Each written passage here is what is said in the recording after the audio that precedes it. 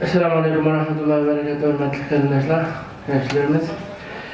Allah'ın selamı, rahmeti, bereketi sizlerin ve bizlerin üstümüzde olsun. Dersimiz, sohbetimiz hazır başlandı inşallah. Sohbetimizde Allah'ın kelamına tilavetüyle başlayımız. Kardeşimiz Abdülhamid Hanım'ızı Kur'an tilavet kurdu. Euzu billahi mineşşeytanirracim. Bismillahirrahmanirrahim. İnne fî halqis semâvâti vel ardı ve ihtilâfil leyli ven nehâri leâyâtin liulil albâb. الذين يذكرون الله قياما وقعودا وعلى جنوبهم ويتفكرون في خلق السماوات والأرض ربنا ما خلقت هذا باطلا سبحانك فقنا عذاب النار ربنا إنك من تدخل النار فقد أخزيته وما للظالمين من أنصار ربنا إننا سمعنا مناديا ينادي للإيمان أن آمنوا بربكم فآمنا ربنا فاغفر لنا ذنوبنا وكفر عنا سيئاتنا وتوفنا مع الأبرار ربنا وآتنا ما وعدتنا على رسلك ولا تخزنا يوم القيامة إنك لا تخلف الميعاد صدق الله العظيم سبحان ربك رب العزة عما يصفون وسلام على المرسلين والحمد لله رب العالمين. Kardeşimiz Abdülhamid Hanım'ın Allah razı olsun. Hem de bizge Avustralya'dan gelen ustazımız Abdülhamid Hanım'ın Şerif Türkistan yaşlarının mesuliyet ve mecburiyetleri, hususen hazır İstanbul'da, Türkiye'de yaşayan gençlerimizin mesuliyet ve mecburiyetleri hakkında diksiyasıyla yapılmakçı. Mikrofonu ustazımıza haberimize merhamet. أعوذ بالله من الشيطان الرجيم بسم الله الرحمن الرحيم الحمد لله رب العالمين والصلاة والسلام على سيدنا محمد وعلى آله وصحبه أجمعين. Allah Subhanahu ve Teala hamdü sana Peygamberimiz Muhammed sallallahu aleyhi ve sellem'e durup sunduğumuz. Hamdülillah Allah'ın selamı, müminlerin selamı ve cennette yaşlanan selamı veren sizlerine selamlayayım. Esselamu aleyküm ve rahmetullahi ve berekatuhu. Evvelen bana bildirgen bu konsertin intayın süyündüm. Yeni nesil hareketi mesuliyet kardeşimiz ve bizimki isim dişim bunun ismi Abdüsalam. Abdüsalam naqsın sizninki bu uğraştırışı dedin intayın memnun buldum. Demek yaşlara küyünüş ümmet küyünüş buldu. Yaşlarınki hayatı üçün plan tüzüş bir ümmetinin hayatı istikbali üçün plan tüzüş buldu. Şu noktada aytganda bu temanın özü, yani yaşlarınki mesuliyeti, ularınki cemiyet ornu, hususen bizge nispeten Şarkı Türkistanlık yaşlarınki hazırki ornumuz, mesuliyetimiz hakkında köprek malumat buluş biz için intayın mühim. Belki bu mesele, bu nokta sizler üçün ve men üçün yeni bir nokta emas. bu mavzuda nurgun alimlar, nurgun ustazlar, özünün məktəblərdəki oxutucularına, muallimlərə, hətta ki ailəmdəki ata-analarına sizləri daim əskər tutulduğan bir mühim məsələ. Məsələn, ən əqəllisi analarımız, atalarımız bizdən dinindəydi. Sən çoğun oldun balam. Hem de bu kiçik kıldığı aşını kılma, arkalıkını taşla. Bu adli bir zavatılda ata-analarımız bizden şunu daim əskər tutuldu ve biz yaşlıq baharga kadem koygan vaxtdan başlap bizdince ular çoğunraq nəslərini tələb qilishqa başlaydı. Şuna ben birinci qilib yaşlıq degen nima? Bu hayat basqıçlarımızda qandaq düşünüşümüz kerak degen bu qısqa gana muqaddimeden başlashni doğru tapdım. Birinci qilib biz özümüzün hayatını bir oxşamagan mərhələyə salsaq, bunu biz 4 yoki 5 mərhələ basqıçqa bölgülü bo'ladi. Ma'lum basqıç bizning ixtiyorimiz qat'iy bo'lmagan, irodamiz bo'lmagan, ammo uningsiz biz dunyoga mavjud bo'lmaydigan bir basqıç. O bizningki onamizning qornidagi vaqtimiz. 9 oy umumyüzlük bo'lganda, ba'zi az, ba'zi ko'p bo'ladi. Bu bir basqıç, bu asosiy basqıç. Ammo bizning unga hech qanday ixtiyorimiz yo'q. Alloh subhanahu va taolo bekitgan bir basqıç qilib, biz bo'shanoqdan o'tmay turib dunyo basqıchiga kiramaymiz. Bunu bir mərhələdə düşünüşümüz gerek. Bəzi bu nima qımmeti var deydi. Amma onun biz hazır mövcud olmayız. Çünkü bu noktanın yine bir küçük mühim meseleni insanlara selişanlarını ümit kılama. Her qandaq bir işninki çoğ ve küçük noktalar olur. En addi bo'lgan noktanın bu çoğ nəsinin mükemmel buluşuğa onun intayin kıymetli rol oynadığanlığını esimizde çıkarmamız gerek. Ondan ki biz dünyaya gelgenden keyin ki basqıçı bulup bu küçüklük, bu aklık, balılık bu vaqtdan başlap üzümüzninki qo'lidan tutib yegan vaqt bo'lgan kichik bu vaqtimiz. Bunun o'zining cho'ng irodamiz bo'lmaydi. Ammo biz faqat o'zimizning ma'lum irodalarini yig'lash orqali, ingrash orqali, ya xushal bo'lsak kulish orqali ifodalaymiz. Bu ota-onalarimizni qiynaydigan va shundaqla ularni xushal qiladigan bir bosqich. Eng aqlli kichik bola yangi minib, tarqalib, onasini qo'lini tutsa, makka bolamiz bir qadam olib pokkada yiqilsa, aşını xursand bo'lgan ata. Ammo u bir ata-ona ham besim bo'lgan bir vaqt. Ondan keyingi vaqt 3-chi bosqich, ya'ni bu vaqt qo'lanib kichik bolalar bosqichini bir bosqichdan bo'ladi. Yoshlik vaqtga, ya'ni 15 yosh atrofidagi vaqtga bo'lgan bir bosqichni bir o'qishsak, bu bizning cheklik irodamiz, ya'ni o'zimizning ixtiyori bilan bir narsa qila olmaydigan. Ammo qilgan ma'lum narsalarni qilsaqmi, lekin biz uningki natijasini, bu ijtimoiy qanday natija bo'ladi, foydasi bilan bizga bo'ladi, buni tushunmay qiladigan bir bosqichimiz bor. Hem bu bizim bir muhim taraftan aytganda ügünüş basqıçımız bulup, bu basqıçta biz narsalarni kitap orqali o'rganmaymiz. Bu basqıçta biz faqat bolalarninki ilm ügünüşimizni yo'li xuddi resimni apparatda resim tortganga o'xshash bo'ladi. Har qanday bir narsani ko'rib, doğrab, kallasiga shuncha resim qilib, fotograf qilib o'rganadi. Shunga ilmlarninki, fanniy olimlarninki, mutaxassislarninki bu sohada izlangan natijasida 5 yaşdan 8 yaşga aralığındaki bola 3 yıl yoki 4 yillik atrofida bir bolaning kallasida az deganda 4 milyon kadar resim bo'ladi. Her bir o'rgangan narsa resim bilan bo'ladi. Ammo mushu tatqa resimlari uning kelgusidagi hayotininki qandaq bosqichda menishiga noyibjon sabab nimasi bo'ladi. Endi biz bu bosqichni bir shakilga o'tib biz yana islomiy nuqtadan qaraydigan bo'lsak, Payg'ambar alayhisolatu vasallamning bir hadisi bor. Mana ki buni bilib umid qilaman. Kullu mevludin yuladu ala fitra. Her qandaq bir yana tug'ilgan bu fitrat ustiga tug'iladi, faqat ustiga tug'iladi. Yani bu fitra degan so'zni biz boshqa bir tilda bir so'z bilan ifodalayolmaymiz. Bu arab tilidagi alohidlik bo'lib, shunga Qur'onninki arab tilida nozil qilishininki bir hikmatini nimasini biz shuni tushunamiz. Fitra degan insonning haqqa moyil bo'lish tabiati.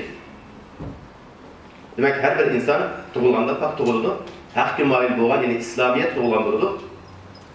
Agar shu tabiati buzilmasa, o inson chuqur o'zining egasi bo'lgan Alloh subhanahu va taolo tug'ilgan holatda yashaydigan bo'ladi.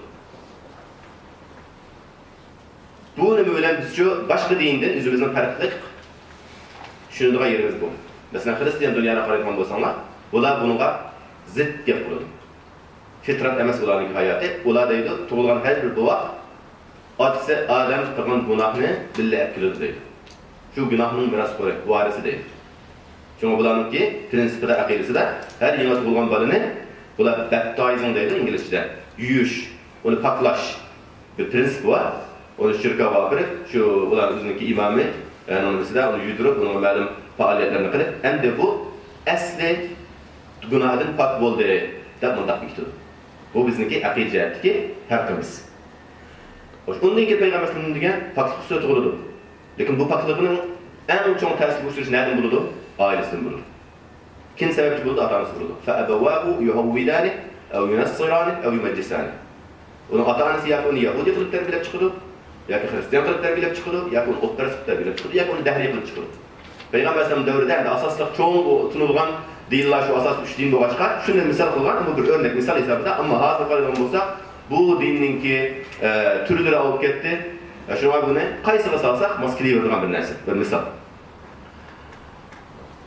Undan keyin yoshlik davriga qadam qo'ygan vaqtimizda, endi bu yoshlik davrini 15 yoshdan boshlab 40 yoshgacha bo'lgan atrofda bekitdi ulamolar. Ba'zilar undan yuqori 50 kishi deb qaraydiganlar, shu 40 kishi bo'lgani yoshlik davrimiz. Ondan keyin 40 dan boshlab 50 kishi bo'lgani kuhula arabchada, hamda bu xiyratga qadam qo'ygan bir bosqich bo'lib, u bir davr. Ondan keyingi davr, undan keyin 50 dan halqib 60 ga borgan shuni 20 yil qo'shib o'tsak, 60 ni o'tib ketgan insonningki 60 dan uzun yashagan inson, u Allah'ın bergan mukofot hayotida yashaydi. Mening umidimki umumiy hayot o'lchami shu 50-60 bo'ladi degan payg'ambar sallallohu alayhi vasallam. Qolganda endi Allohning bergan ne'mati uning bor. Ammo bu yerda bir muhim nuqta bo'lgan narsa nima desa, biz o'zimizning ixtiyoridan halqib yoshlik davrimizga qadam qo'ygan, ya'ni bulug'at, balog'atga qadam qo'ygan vaqtdan boshlab biz o'z oldimizga mustaqil hayotni boshlashga ve qilgan ishimizdan mas'ul bo'lishga biz shu vaqtda bog'lanishib bo'lamiz. Demak, bu undan boshlab bizning hayotimiz boshqacha bir hayot bo'ladi. Buni İslam dinida aniq ko'rsatgan Payg'ambar alayhisolatu vasallam, dinimizda ulamolarimiz fiqhlarda masalan balog'at yetishning ahamiyati, hattoki balog'at qanday bo'lganda balog'at yetadi. Undan keyingi hayotda mukallaf bo'lish, ya'ni uning ustiga bir narsa yuklansa, uning ustidan o'ddasidan chiqish, bu diniy majburiyatni bizga shunday aniq tushuntirildi. Lekin jamiyatimizda, islom jamiyatlarida, musulmon ellərdə bu nuqtaga ahamiyat berilmay qoldi. Uzun muddatdan beri mushunga ahamiyat berilganlikdan yoshlarimiz o'zining ma'nodan yo'lini topolmay, nima qilishni bilmay, gangirab tarqab yurmoqda. Yahudilarga misol qaragan bo'lsak, bularning alohida mushu balog'at yetgan bir davrni maxsus bir hayotdagi eng cho'ng o'zgarish deb buni alohida tayyorlab qilib, o'sha diniy jihatda buningchi shu bolaning shu vaqtga 15 yoshga kirgan vaqtida maxsus bir rasmiyat va bilan qiladigan. Rasmiyatini qilib, uningga maxsus kitoblarni, Tavratlarni o'qitib, undagi uningga shu so'rinda jamoat oldida chirkni bildirdi, ularning o'zininki shu ibodat qildirdi. U bolaga qaytadan mukofot berib taqdirlab seni mushqadan bir yetdin, bundan keyingi vaqt uchun bunday bo'ladi deb uning mas'uliyat tuyg'usini o'qitirdi. Bizda bu yo'q. Kitoblarimizda bor, Qur'onda bor, hadisda bor, tariximizda bor, fiqhlarda bor, lekin bizning jamiyatimizda bizning yoshlarning ularga tunutadigan mas'uliyatni bu shaklda tunutadigan bir aniq bir yo'limiz yo'q, rasmiyatimiz yo'q. Shunga yoshlarimiz hattoki o'zining men yoshlar qatoridami yoki yoshlar qatorida emasmi degan o'ziga mushta savolni qo'yadigan nurg'un yoshlarimiz bor. Endi xulosasiga vaqtida biz hayotimizni 100 kunga bo'lsak, tug'ilgan vaqtimizdan boshlab ta dunyoga ayrilgan vaqtimiz bo'lgan vaqtni buni eng uzun davr yoshlik davri. Ulamolar 20 dan 22% vaqtni bu vaqtdan bolalar davriga bo'lsa, 40%ni 45% bo'lgan aralıqni yoshlik davriga bog'laydi. Undan keyin 10% 15% atrofida kuhula, masalan, qilliq qadar qo'ygan vaqt, undan keyin oxirgi ortiqcha Allohning bergan mukofotlar yashirilgan vaqt, uning cheklanmasi yo'q. Balki 100 yoshga kirishi mumkin bir inson, onun o'tishi mumkin yoki 80-90larda ketishi mumkin. Bu hamda odatda 20 dan 23%gacha deb bekitdi. Çünkü Allah subhanahu wa ta'ala Kur'an-ı Kerim'de bizge bunu bu şekilde emas, bizge özümüzün emeli hayatında duç keladigan, işini kılalaydigan, kılanmaydigan, kudretimiz bulunadigan, bulmaydigan, kabiliyetimiz bulunadigan, bulmaydigan ma derecege Allah subhanahu wa ta'ala bunu sundurup, Allah bizge nokturdu. Allahu'llezî halakakum min da'fin, thumma ja'ale min ba'di da'fin kuvve, thumma ja'ale min ba'di kuvvetin da'fen ve şeybe, yahluku ma yeşâ'u vel aliyyul kadir. Allah silahını aciz yarattı. Bunun da bize Allah şu aciz vaktimizni iradesiz hiç kılmaydigan vaktimiz Allah eskertip aytdi. Siz hech qanday ish qilolmaydigan aciz. Onu mu texmi arkaga sürüp Allah Subhanahu bizniki kep çıkışımızdan şunchalik addiy bir narsani ekanligimizni. Min sulalatin min ma'in mahin. İnsan itibar olmaydigan, seskinadigan bir tamchi suvdan paydo qilganligini. Undan keyin bizning yaqingi vaqtimiz aciz. Undan keyin Allah bizga tadrijiy bizga kuch-quvvat berib, o kuch-quvvat degan jismoniy kuch-quvvat, aql, farosat, tushunch, iroda, qobiliyat, ilm elish fursatları buni eskartadi. Undan keyin yana biz eng yuqori pallaga chiqib qolgandan keyin yana o'zimizning oxiratda beshidagi qaytganimizga boshqa shaklda yana ojizlik qaytamiz. Endi bu umumyuzlik hayotimizdagi bosqichi bunga qiz, o'g'il hammasi o'xshash. Yani bu biz özümüzdeki hayat basıncına bir nazarında. İkincisi, yani özümüzün ortasına gelsek, bizge en mühim olan yaşlık devrimiz. Bu intihai mühim olan bir devir. Mühim bu şey, dini cihetten mühim bizge. Özümüzün hayatlarına itibarı alan asas qarasak umum intihai mühim. Çünkü biz muşu vakitte, muşu yaşlı vaktimizde biz en yaxshi ishlarni qila olamiz yoki en eski ishlarni qila olamiz yoki buni zoya qilib şu meyvesiz daraxtga o'xshash o'zimizni qaqshib tugatamiz. Şuna bu davrni tushunish, buning uchun plan qilishdan burun buni tushunish kerak. Şuna biz o'zimizdan men zade yoshlar qatori kirmandim. Kiraman desak, undan keyin men buni qanday qadrlashim kerak? Mendan nima mas'uliyat, nimalar talab qilinadi? degan kallamizni plan qilib, to'g'ri, bu planni tuzishda biz yolg'iz tuzamaymiz. Bunga oilamiz bo'ladi, do'stlarimiz bo'ladi, maktablarda ustozlarimiz bo'ladi, biz yashagan muhit bo'ladi va ma'lum vaqtlarda bizni qistab akalgan bir davr bo'ladi. Endi biz boshqa dunyodagi o'zimizni boshqalarga sirishtirgan vaqtimizda har bir inson o'zining shu yoshlik davrini o'tadi. Hammalar o'xshash, musulmon bo'lsin, kofir bo'lsin, Yevropada yashaganlar bo'lsin, yo Osiyada yashaganlar bo'lsin, uning farqi yo'q. Ammo har davrda yashagan odamlarningki o'zininki yashagan muhiti, shu davri ga qarata uningdagi mas'uliyat yani qurbuligi yetishgan bo'ladi. Shunga bizning boshqalarga o'xshamaydigan birdan bir ahvolimiz, bizning vaziyatimiz. Biz yashayotgan bu davr biz uchun boshqacha.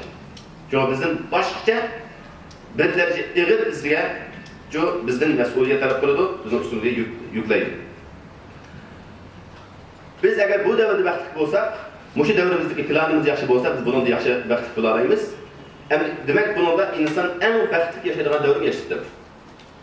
Yaşlıkның özü bir nimet, yaşlıkның özü bir baxt bo'lg'achqa, bir inson 100 yosh kirib o'lsa-mu yoki 1000 yosh kirib o'lgan bo'lsa-mu, jannatda Alloh subhanahu va taolo uni uchun qanday jannatga kirdi? Jannatga kirgan vaqtimizga hayotimiz qaysi vaqt? Yoshlik vaqt. Shu qildi xotirim Alloh seni baxtli qilib qila oladi Alloh. Lekin bu yoshlikning o'zi bir ne'mat bo'lg'achqa, hammamizni Alloh subhanahu va taolo qiyomat kunida yoshlik davrimizga qaytirib bizni jannatda mangu yosh holatda yashashning o'zini Alloh bizga mukofot qilib beradi. Demek Allah bizni yaratgan egimiz bu yaşlıkның kıymetini biz bu arqali turdu. Endi İslamdaki yaşlık bilen normal hayatdaki yaşlık qaraydigan bo'lsak, buningda mu biraz farq ko'rsatamiz. İslam dini buningga bergan e'tibor naqs zo'r. Tariximizga nazar solgan bo'lsak, Qur'oni Karimning qissalarni ko'rsatamiz. Ilgari ummatlarning mislimi yaşlarning iymonda mustahkam bo'lganligini Alloh ko'rsatdi. Demak, yaşlar bilan qiyrilarningki o'ttirsida bir nasıl duş kelgan vaqtda ikki tabaqani silishtirgan vaqtimizda yoshlar buni doim mustahkamlik o'ylab kelgan. Doim g'alabalik o'ylab kelgan. Payg'ambarlarning ko'pincha qaraydigan bo'lsak, yosh Yusuf alayhisalomning misolini tushiramiz, Musa alayhisalomning hayotini, yosh Qur'onni va lamma balagha ashuddahu wastavala quwwati mukammallashgan vaqtida o'zining qobiliyatiga hamma jihatda yetilgan vaqtida Qur'onni Alloh tasvirlaydi Alloh subhanahu va taolo. Kahf surasida bu g'arbda o'zining shu iymonini qo'llab qolish uchun shiyada panohlangan va 309 yil atrofida uxlagan, Alloh tomonidan ularni uxlatgan yoshlarning innahum fityatun amanu bi robbihim. Ular shunday yoshlar ki ular Allohga iymon etdi. Yoshlarni Allohning asli, yosh kishilarni ko'rsatdi. Payg'ambar alayhisolatu vasallamning hayotiga tarix qaraydigan bo'lsak, buni misollarni ko'rsatamiz. Abu Bakr radhiyallohu anhu payg'ambarning eng yaqin sabdishi iymon etgan qaysi yilda, qancha yoshida? Qaysini bilasizlar? 38 yaş atrofida. Payg'ambar sallallohu alayhi vasallam 2 yosh farq qildi. Vafot bo'lgan 2 yosh keyin vafot bo'lib vaqti 63 yoshda vafot bo'lgan. Umar radhiyallohu anhu 30 yaş atrofida. Ali radhiyallohu anhu yeni bu vaqtda taxabbut yoshliqimizga yetmagan ba'zi rivoyatlarda. Kichik. Shunday vaqtlarda. Shunga o'xshagan Mus'ab, Suhayb, Ammar qator nurg'un sahobalarni uchirdik. Va ba'zi ahvollarda shu yoshlarningki İslam'a bergen kurbanlıklarını, ularındaki hamaset, ulardaki qiziqish, ulardaki korkmas irade, ulardaki kabiliyetlerini biz uçurtimiz. Peygamber aleyhissalatu vesselam ki bu yaşlarındaki şu fikirlerine hürmet kaynağı uçurtimiz. Uhud uruşı meselelerini seyret karaydıgan bolsak, Peygamber aleyhissalatu vesselam üzünün fikri bu boyunca aytganda bu uruş nerede oluş gerek edi? Medine'de oluş gerek edi. Peygamber Medine'de oturup üzünün koklayın degan. Ama yaşlarındaki talebi bilen Peygamber sırtı çıkışına mecbur bolgan. Demek buların iradesiga hürmet kılgan. Yine bir misalda Peygamber aleyhissalatu vesselam bir sorunda onu Peygamber'den bir kaça bir içimlik keltirilgende azrak içip onu başkalarına bir işten burun onun bir yaş balı otagan bunundan çünkü Peygamber'in ahlakı ondan başlaş gerek de ama aldılar yak sol tarafları çoğunluğa otagan bulup bu yaş balını sormak.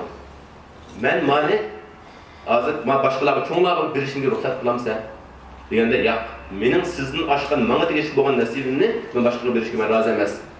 Dep turgan Peygamber'den onunla hürmet qilib şu fikriga, şunun talebiga hürmet qilib Peygamber onu sungan. Ve bu yerde iki mühim nokta var. Biri yaşlarının ornunu kadrini düşünüş. Bu çoğunların üstündeki mecburiyet olsa, yine bir taraftan yaşlar özgür tegişlik boğan hak hukukunu her kandak vaxtın üçün talep qilish. Güzel uslub bilen, ama uslub hata ketiş bulmaydı. Özümüzün üstündeki yüklengen mesuliyetini tunuşumuz gerek ama şu hukukumuz tan buldu, bu hukukumuzu biz her kandak bedel bilen biz onu edip, onu cari kıldırışımız bu pek mühim nokta. Bu bizdeki acizlik noktamız. Bizde bir tabiat var. Bana çoğurak bunu adını men gap qilsam qanday bo'ladi deydigan. Gerçi şunda qattiq xata gaplar bo'lgan bo'lsa-mu, beşimiz ishimizni o'tirib javob berolmaydigan.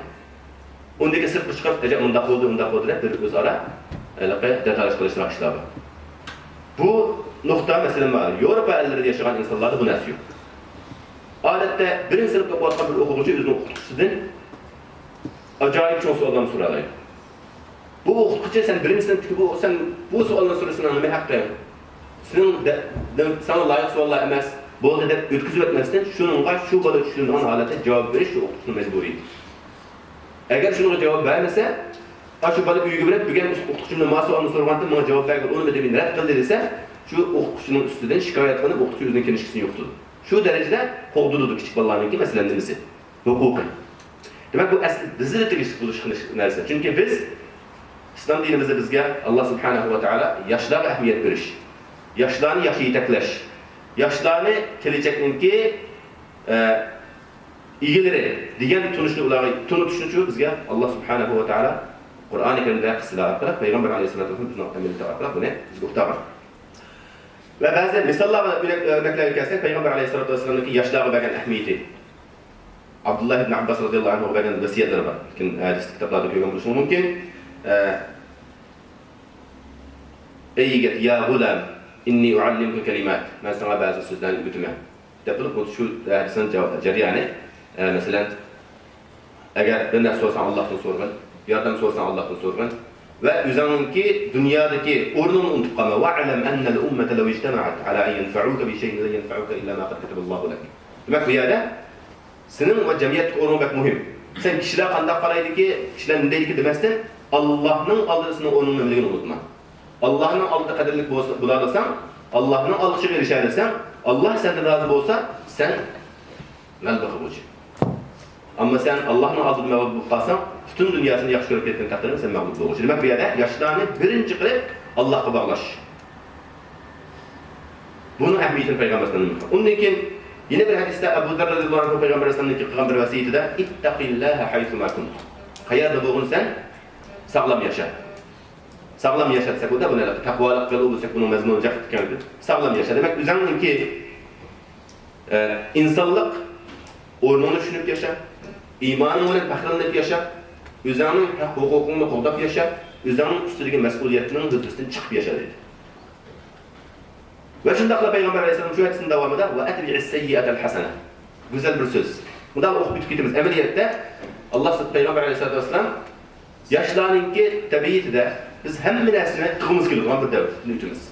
Yaxşılıklarını mı kılımız, yamanlıklarını mı kısaldan devrimiz. Kımmayman dep turib kısaldan işler kılır da ama Peygamber Aleyhisselam kımma demegen. Kımma dese çünkü bizim tabiiyetimizi kılab bir iş. Biz bunu toxtamayız. Ama Peygamber Aleyhisselam bizga bir çıkışını bergan. وَاَتْبِعِ السَّيِّئَةَ الْحَسَنَةِ. Eğer sen hata düşüp kalsan, keyin bilimcu onu tüzleştiren birden bir yöre yaxşılıktır.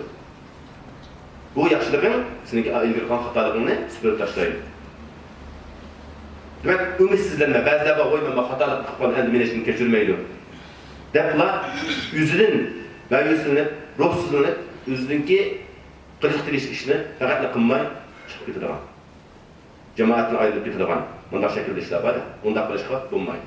Ondaki va xaliqin nas bi xuluqin hasan ahas Peygamber aleyhissalatu vesselam güzel ahlak qilish nima ham tavsiya qiladi.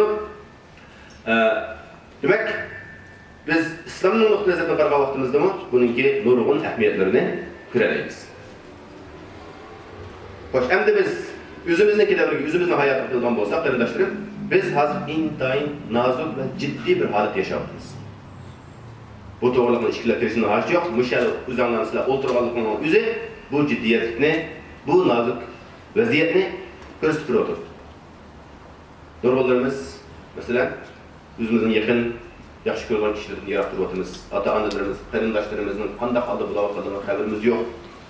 Shunday bir xil ishimiz, ichishgan, qon yig'layotgan bir davrda yashayapmiz. Agar bizga Alloh subhanahu va taolo bizning iymonning nuri bilan qalbimizni bir oz tasalli berib turmoqchi bo'lsa, normal insonlarga o'xshab bo'lgan bo'lsak, biz hamma ishni voz kechib yoki bo'ldi qilib u yoqqa o'tib ketadigan, yoki bo'lmasa bir qalayliq bir harakatni qilib o'zimizning hayotini nobud qiladigan bir holat. Ama biz eğer hazır hatır bu şundaq bir paytdimi, yine özümüzni tashlab etmay, ruhsizlanmay, umitsizlanmay yaşagan bo'lsak, o nemening sababidir? Esa iymonning ta'siri. Allohning bizni iymon orqali qo'ydiganligi sababidan biz bunda yashayapmiz. Ama biz inkor qilmaydigan bir haqiqatda yashayapmiz. Yani bizning başımızga kelgan bu misolni bilsak, bu misli ko'ringan bu zulm. Tarixiy zulm bu. Tarixda bundaq zulm bu bo'lgan. Fir'avnning davrida bo'lgan zulmlarni qaraydigan bo'lsak, hattoki ashabul uhdud va qalblar bayon qilinadi. Ammo hammasi o'z davrida intayin og'ir zulm. Uningdan cho'ng zulm bo'ldi deb qaramaydi. Ammo bizning hozirgi 21-asrda bundaq bir cho'ng zulmninki bulanishini inson tasavvur qilolmaydigan bir davr. Ammo shuningdek yana xuddi bir 10-asrda yoki shu tosh davrida bo'lgan zulmlar dinkidimi oshirgan bir holatda zulm uchrayotganligimiz bu bir xatarli bir davr. Bizni ko'rsatib turdi. Endi yine bir nuqta shunday vaziyatda yana nurg'un kishilarimiz, ham yoshlarimiz vaziyatni yaxshi aniq qila olmaydi, tushunolmaydi. Mavqasi aniq bo'lmagan fikrlarning orqasida, bugun nimaning keyinida, as'aning keyinida, ushurlarga kelgan narsalarga qarab, voy mundaq bo'lib ketibdi, hissiyot qilib, cho'ng bir bo'lib ketib, yeni bir ta'til xabar kelib qolsa, hamma narsani boshqacha bo'ldi, bizning hech qanday chiqish yo'limiz yo'q ekan deb, ruhsizlanib, shunday qalaymagan bir xil davollik yashaydigan bir davr yashayapmiz. Yeni bir nuqtadan, shunday vaqtda bizga tasalli beradigan, bizga yaxshi yo'lni ko'rsatadiganlarmi bor, qo'g'daydiganlarmi bor, lekin ajoyib g'arazli insonlar bor. Qalbi saf, ixlosmand bo'lgan, Allohni suygan o't yurak shunday avlodlardan chunki fikridan, ularningki alohidligidan, qobiliyatidan foydalanib, uni suiiste'mol qilib, ularga tegishli bo'lmagan maydonlarga chaqirib kelib, ulardan o'zining g'arazlik bo'lgan yo'llar uchun xizmat qildirmoqchi bo'lganlar. Buning misollarini sizlar ko'ryapsizlar to'g'ri dunyosida. U faqat Turkiyada emas, dunyoning hamma yerlarida bo'ladi. Amerikada bo'ladi, Yevropada bo'ladi, hamma yerda bo'ladi. Endi biz bu turlik masalani tushungan ahvol ostida biz bir nuqtaga kelishimiz kerak. Bizning ustimizga yuklangan narsa nima deganda,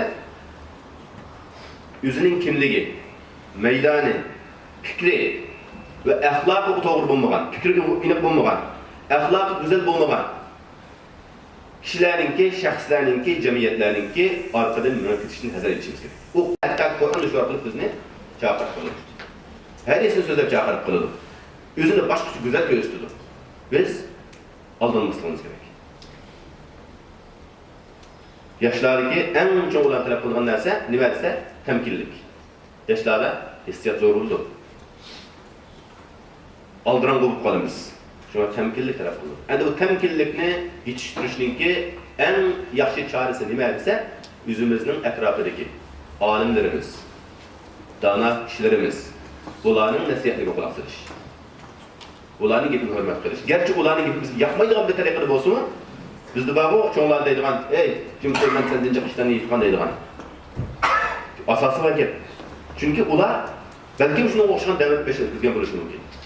Men shaxsan o'zimning hayotimga qaraydigan bo'lsam, men ma'lum bosqichlarni sizlarga o'xshagan qiyinchiliklarni, sizlarning beshinglar hozir duch kelayotgan, sizlar hozir o'ylayotgan masalalarning bir qismini biz O'quvchilik bo'lganda, o'qish davrimizda, Pokiston o'qigan davrimizda shu yerdagi siyosiy jamoatlarning ta'siri va shu yerda bo'layotgan siyosiy va jihodiy harakatlarning ta'siriga uchrab bizning ba'zi ishlarni qilishga tirishdik, ta'sirga uchirdik va shu vaqtdagi aldıran bo'lib, dinimizda ma'lum ziyonlarni tortgan bo'ldik. Endi biz o təcrübemizni yakunlab, sizlarga biz nasihat qilyapmiz masalan. Endi sizlar qilib yo'q. Biz o'zimiz ko'rishimiz kerak, bo'g'inni ko'ramiz deb qolsangmi? Biz yo'qotgan 20 yillik hayotni-chi, sizlarga o'xshash yo'qotib, biz olg'a ilgarilashimiz to'xtab qolib, yana biz keyinimiz ketgan bo'lamiz. Buni sizlar tushunib yetgan qadar 10 yil, 20 yil yo'qotgan bo'lsa, undan keyin qadam qo'ymasak, sizlar yoshlik hayotinglardan o'tib, ko'hlayni 40 yoshga o'tib ketgan bo'lsa, o vaqtda hozirgi bor iroda, hozirgi bor sizlardagi bu qobiliyat hareketçilik bulmaydı. Tabii yo'qaydi. Chunki insonning tabiati shu. Xuddi Alloh Qur'onda bayon qilgan. Undan keyin sizlar qilib yana bir davrga, voy biz mushtaq bir xato o'tgan, endi sizlarga tasavvur qilsak, bu davrimiz o'taversa, qanday bo'ladi? Biz hech qanday ilgilash bo'lmaydi. Hech qanday ilgilash bo'lmaydi. Biz hedef qilgan narsalarga erishmay qolamiz. Endi yana bizde yeni bir muhim nokta var, buni yeni bir sizlarga eskartib qo'ydim. Hozirgi biz davr mana jiddiy vaziyatda bo'lg'achqa, vatanimiz bo'layotgan zulm eg'irlashgan bo'lg'achqa, biz nima deymiz? Kim bo'lsa mayli, bizni mush zulmni qutulsa bo'lardi bu. Mushuni qutulsa bo'laydi, kim bo'lishi qat'iy nazar. Deb shu hissiyatga berilib, biz bir nuqtaga qarabla zulmni qutulsa ham ish bo'lib, hal bo'lib ketadigandak. Bundaq bir shaklda o'zimizga bir hedef qilib olamiz. Bizning hissiyatimiz shuni talab qiladi. Hozirgi davr, hozirgi bo'layotgan zulmlar bizni shuni talab qiladi. Ammo biz mushunda qaldiroqlik bilan xato yo'l bilan buni hal qilib qolsak, bu bizga hech qachon yaxshi natija bermaydi. Shu islom dini o'qinish qildim. Sen bir yaxshi narsaga erishish uchun xato bo'lgan, to'g'ri bo'lmagan vasilani qo'llansang, to'g'ri bo'ladimi bu? To'g'ri bo'lmaydi. Islomda har qanday bir ishning to'g'ri bo'lishi, Alloh tomonidan qabul bo'lishi, u ishni qilayotgan ishing vasilang to'g'ri bo'lishi kerak, hadafing to'g'ri bo'lishi kerak. Va qo'shimcha ixlos bo'lishi kerak. Bo'lmaydi ekan, va men namoz o'qiyman deb qo'yib, namoz o'qish uchun bizning joyimizni o'g'irlab namoz o'qisak, xato bo'ladi. Mak biz bu narsalarni yoshlar damalaq tushunish, buni kirmaysizlar, fikr yurgizmaysizlar, ammo bunlar bilgan tajribali kishilar, olimlarimiz buni tushuntirdi. Biz shunga bularniki bu chaqiriqlarga nayt so'qqanlik bilan, sabrchanlik bilan anglash, tushunolmasa kerak qaytadan so'rash orqali biz shu hayotimizni temkinli holatda bosqichda bo'lishga biz tirishimiz kerak. Endi xulosaga vaqtida men buni planni xulosalayman. Biz nima qilishimiz kerak? Biz qanday yaxshi yoshlar bo'lamiz, ya'ni islom talab qilgan va o'zimizning hadafiga, g'oyasiga yetisha oladigan, orzu qilgan narsani hal qila oladigan bir yosh bo'lish sifatimiz bilan biz qanday narsani o'zimizga yetkazsak bo'ladi degan bir savol bo'ladi. Ko'pincha biz nima qilishimiz kerak deb o'ylab, o'zining qanday bu taraqqiy qilishni o'ylamasdan men qanday qilsam bo'ladi, nima qilishim kerak degan mundaq cho'ng savollarni so'rayapmiz bari. Biz bina salimiz bo'lib bir cho'ng bina salatdim desak, o bir cho'ng orzu. Ammo uning uchun biz nurg'un narsalarni tayyorlab qilish kerak. Boshqalar kutadi u. Hech qachon bir orzu bilan kutib qolmaydi. Shunga biz hem islomiy nuqtai nazardan, hem siyosiy nuqtai nazardan, hem o'zimizning vaziyatini asos qilib turib, o'zimizga bir xarit chizishimiz kerak. Va biz mushu yo'lda o'zimizni tavlashimiz kerak. Birinchi nuqta, biz musulmon ekanmiz, o'zimizni musulmon yashayotganmiz, bizda taqvolik bo'lish kerak. Taqvolik bo'lish kerak. Demak, taqvolik degan nima desa, eng muhim bo'lgan narsa biz Alloh bizning ustimizga yuklagan farz amallarga sal qaramasligimiz. Endi u farz amallarni zoya qilmaslik, uni asrab ma'nosh uchun sunnat bo'lgan, nafl bo'lgan amallarga ko'proq ahamiyat berishimiz. Masalan, bir cho'ng ishni qildim deb qo'yib, nafl amallarga ko'ngil bo'lmasa keyin xato qilishimiz. Jihad maydonida bo'lgan odamlarga Payg'ambar alayhisolatu vasallam shu nafl namozni qilishni, kecha namozlarini o'qishni, nafl ro'zalarni tutishni tavsiya qiladi. Salahuddin Ayyubi hammamiz biladigan dangliq qo'mondan, bularning ismi chiqsa, Yevropa titraydigan bir inson. Ammo bizga o'xshash inson. Bu o'zining askarlarini, mujohidlarni tabiiylagan vaqtida ularni kuzatib har vaqt kunduzini kuzatadi, ham kechini kuzatadi. Bir kechasi ketib o'tib, bir qancha chidirlarni etib o'tadi. Qarasa buning ichida mujohidlar kunduzi jihad qilib, mujohidlar turib namoz o'qiyotganligini ko'rdi. Bunun değil. Biz muşularınki muşu netisi bilen, muşu hizmeti bilen biz galbi kılımız degan. Gündüzde kalan cevabı bilmez. Ma keçide kalan emeli bilen, nefil emelleri bilen biz galbi gelişimiz degan. Yine bir çetellerine karışsa olan uxlavatın olarak şey. Biz mala arqalı mağlubiyet bulur, mağlubiyet kuşurayız degan. Ama to'g'ri ularni uxlashni chekmagan uxlash haqqi bor. Farq bor yani. Şuna bu mesele taqvalıqda biz her ikki tarafdan bilmemiz kerak. Fazla qildim qilib qo'yib, nafilga ahamiyat bermasak, sunnatlarga ahamiyat bermasak, bu xato bo'ladi. İkincisi bizde güzel ahlak bo'lishi kerak qarindishlar. Eng muhim güzel ahlak. Ahlak yaxshi bo'lmaydi ekan, biz ikki mu'min bir-biriga yaxshi muomala qilmaydi ekan, uning orasi sog'lom bo'lmaydi. Aramiz ikki odam o'zining orasini sog'lom qilmaydi ekan, boshqalarga qanday sog'lom bo'lsin? Güzel ahlak bu pek muhim, onun işe girişine hacı yok. Ama Allah bunu nasıl yaxshi düşünüyor qarayman. Üçüncüsü biz özümüzden hak hukukunu qo'llashda keskin bo'lishimiz lazım ve shundaqla güzel ahlakla shuni moslashtirgan holda biz özümüzden hak hukukunu talab qilishimiz lazım. Mesela biraz xatolik qilib qoldik. Mesela voy men xato qildim deb oldin bormaymiz. Uning so'raydigan usuli bo'ladi. Agar buni qanday so'rash, qanday hal etmaslik kelsa, buni alohida bir tek ben ustazlarga buyurma qilinsa, bunu maxsus bir kurs yoki bir leksiya qilib so'zlansa, bu nihoyatda yaxshi bo'ladi. O'rnak elib bunga, mesela bir odam o'zininki haqqini talab qilgan vaqtida qanday talab qilish kerak. Mesela hukumat oldiga vaqtida qanday talab qilamiz, shaxslarning oldiga qanday talab qilamiz, o'zimizning ota-onasini talab qilganda qanday talab qilamiz, o'zimizning dushmanlarini talab qilganda qanday talab qilamiz. Har birisiniki o'xshash masala, haq talab qilish, lekin qaysi usulda talab qilish masalasi o'xshamaydi. Ana qaysi birisida xarakterida biz xato qilib qolsak, huquqimizga erishmaymiz, ham o'zimiz shu maydonda rasvo bo'lib qolgan shu. Shu axloq masalasi va huquqni qo'llash masalasi çok muhim. Yana bir muhim narsa vaqtni qadrlash. Yani vaqtni qadrlash mesela endi kechikib keldinglar deganda aytganlik emas. Bu tabiiy bo'lib qolgan ishlar. U normal ish, uni biz qilmaymiz. Ammo vaqt, ba'zi vaqtlarda vaqt shunchalik muhim bo'ladiki, bir minut zo'rlik qo'ldan ketib qolsa, inson bir hayotini qo'yib qolgan bo'ladi. Bir hayat vayronlik qilgan bo'ladi. Bir minut vaqt bilan ba'zida. Vaqtni nihoyat chon tutishimiz kerak. Planlab ish qilishimiz kerak. Yozishimiz kerak. Masalan, haftalik bilan bir kunlik planlar bo'lishi kerak. Men aytganim ish qilaman. Bugun masalan maktabga borsam, qaysi kitoblarni ko'rishim kerak. Qaysi masalan birdan vaqtda bir necha o'qituvchilar bir necha darslarni sizlarga yoki bir bahslarni yoki bir qiladigan ishlarni topshirdi. 4-5 o'qiydi. Qay o'qib qolasizlar? Qanday qilib bilmay bo'ladi. Ama şunun vaqtni mesela yaxshi o'lchab sanlar, yaxshi plan sanlar qiynalmaysizlar. Ama hammaning beshini o'rtaga ko'rib, ig'irligini ko'riblar, hech qaysiga qadam bosib sanlar qilishga boshlasanlar, vaqtda hammani qilolmaysizlar, vaqtda o'zinglar ham imtihon o'tolmaysizlar, ham o'zinglar ko'zlagan natijani qo'lga keltirolmaysizlar. Shuna vaqtni qadrlash bilan birga vaqtni rioya qilishni shekilida fursatni qo'ldan bermaslik masalasi bak muhim bo'lishida, yana ayrim bir deyishning hojati yo'q. Fursat. Bizga shu hozir vaqtingiz sizlarga Allohning sizlarga bergan fursat. Allohning sizlarga bergan ne'mati. Bikada baka Allah bizni bir yerga kelib qo'ymaydi. Buni o'ylashimiz kerak. Nima uchun men bu o'rinda mening qarindoshlarim boshqa yerda qanday qiyinchilikda? Nima uchun? Ba'zi Allah ne'mat bilan imtihon qilsa, ba'zida o ne'matni evlish orqali imtihon qiladi. Ama biz hech qaysimiz imtihon ko'rsatamiz. Hocam da ilim erish, to'xtamay ilim erish masalasi, ilimning hech qachon nimasi yo'q, cheki yo'q. Hech qachon o'zimizga tamanna qo'ymasligimiz kerak. Menimcha o'qib bo'ldim deyishning o'zi eng chong bilimsizlik. Ilimni qadrlamaslik, men kerak yo'q deyish, o'nunmi bak dudlik. Ilim erishga qat'iy ahamiyat berishimiz kerak va shundaqla ilimliklarningki, olimlarningki shu qadrini qilishimiz kerak. En muhim bo'lgan nuqta shuni aytib biz Alloh bilan bog'lanishimizni nihoyatda kuchli qilishimiz kerak. Dua. Dua bizning qurolimiz.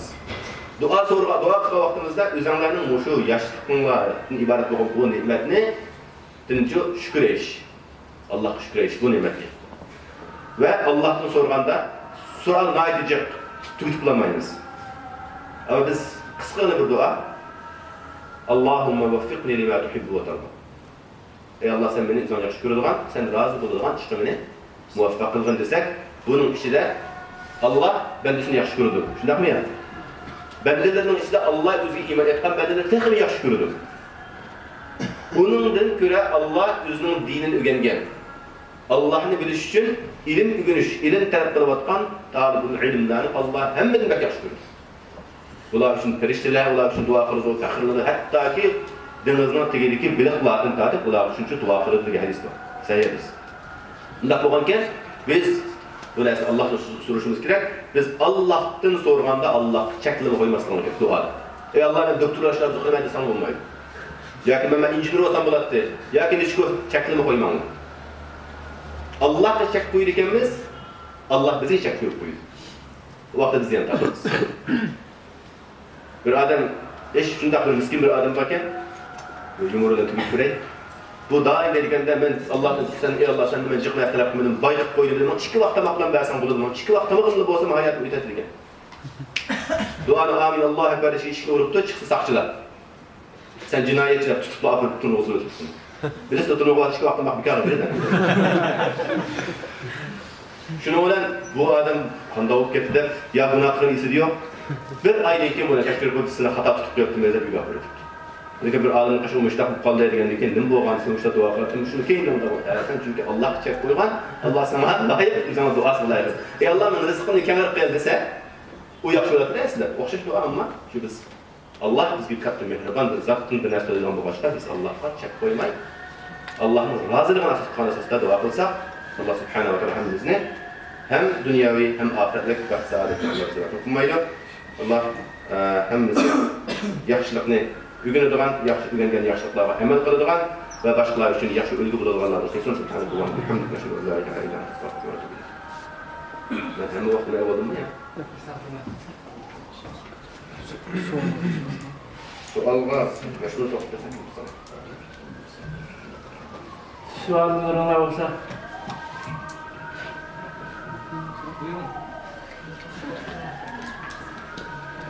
Yarım saat yani 20 minut tuttu ve 10 minut bile alabilirim. Sizin gitmeni demek mi yani?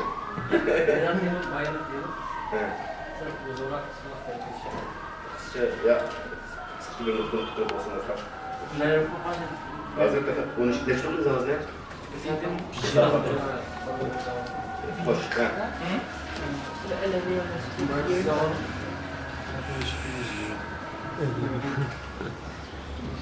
Yolun her qanday ish qilgan vaqtimizda, ya'ni islomning prinsipi bo'yicha qilish kerak, boshqa har xil fikr ideyalarga yaqinlashmaslik kerak degan nuqtani o'tirib qo'ydilar.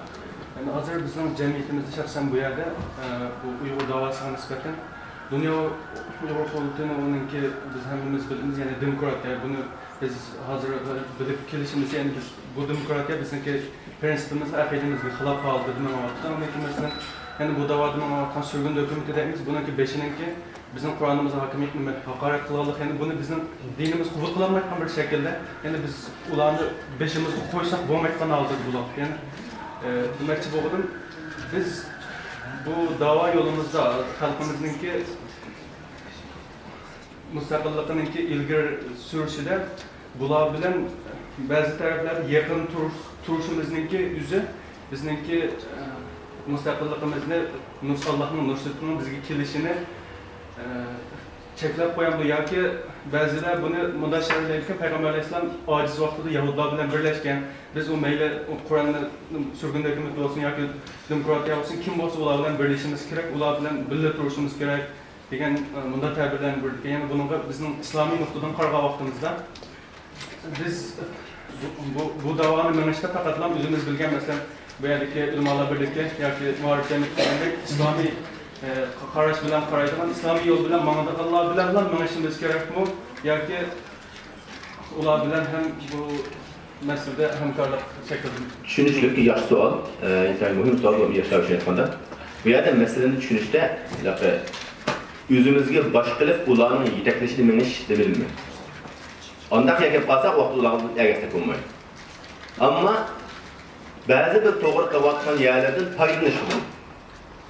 Masalan, o'xshash bir arqalanda fikr qilamiz, Saudiya bor bizda. Buning ichida har xil odamlar bor. Balkim u haydaydigan dushman kafir. Nima ya? Bizga shu arqalarda xizmat qilgan odamlar fasiq kafir nima bo'lishini qat'iy nazar, akab qolgan tamog'ini yeymiz, rahmat aytamiz, xizmatimizni davom qilamiz. Ammo mening maqsadim bu yerda hayron ko'rib haj qilish yoki umra qilish. Hem bununla bilen meniki ömrü kıldıgan yolumla hatalaşıp ketmese, ben doğru tıkan bulurum. Ama ya, bular bir hizmet, yaxşı hizmet kıldı ki, ömrü güvamay, bular başkama, Amerika'ya gidip verirdim, ayakları oynayıp gidelim adamın ise onda yolum ne? Birinci hedefini adaştırıp kalsam, bu hatalaşkan bulurum ben. İkinci biri, ulanın tüzüp vergen silahını bizimle gayesi de hatalaşıp ketmesi bulmayın. Ama malum yolda olabilir, hem kardeşip, ya kilişip, mene çıkar, onu da çıkanamıyor. Ama bu ne? Silahları da aşamaz.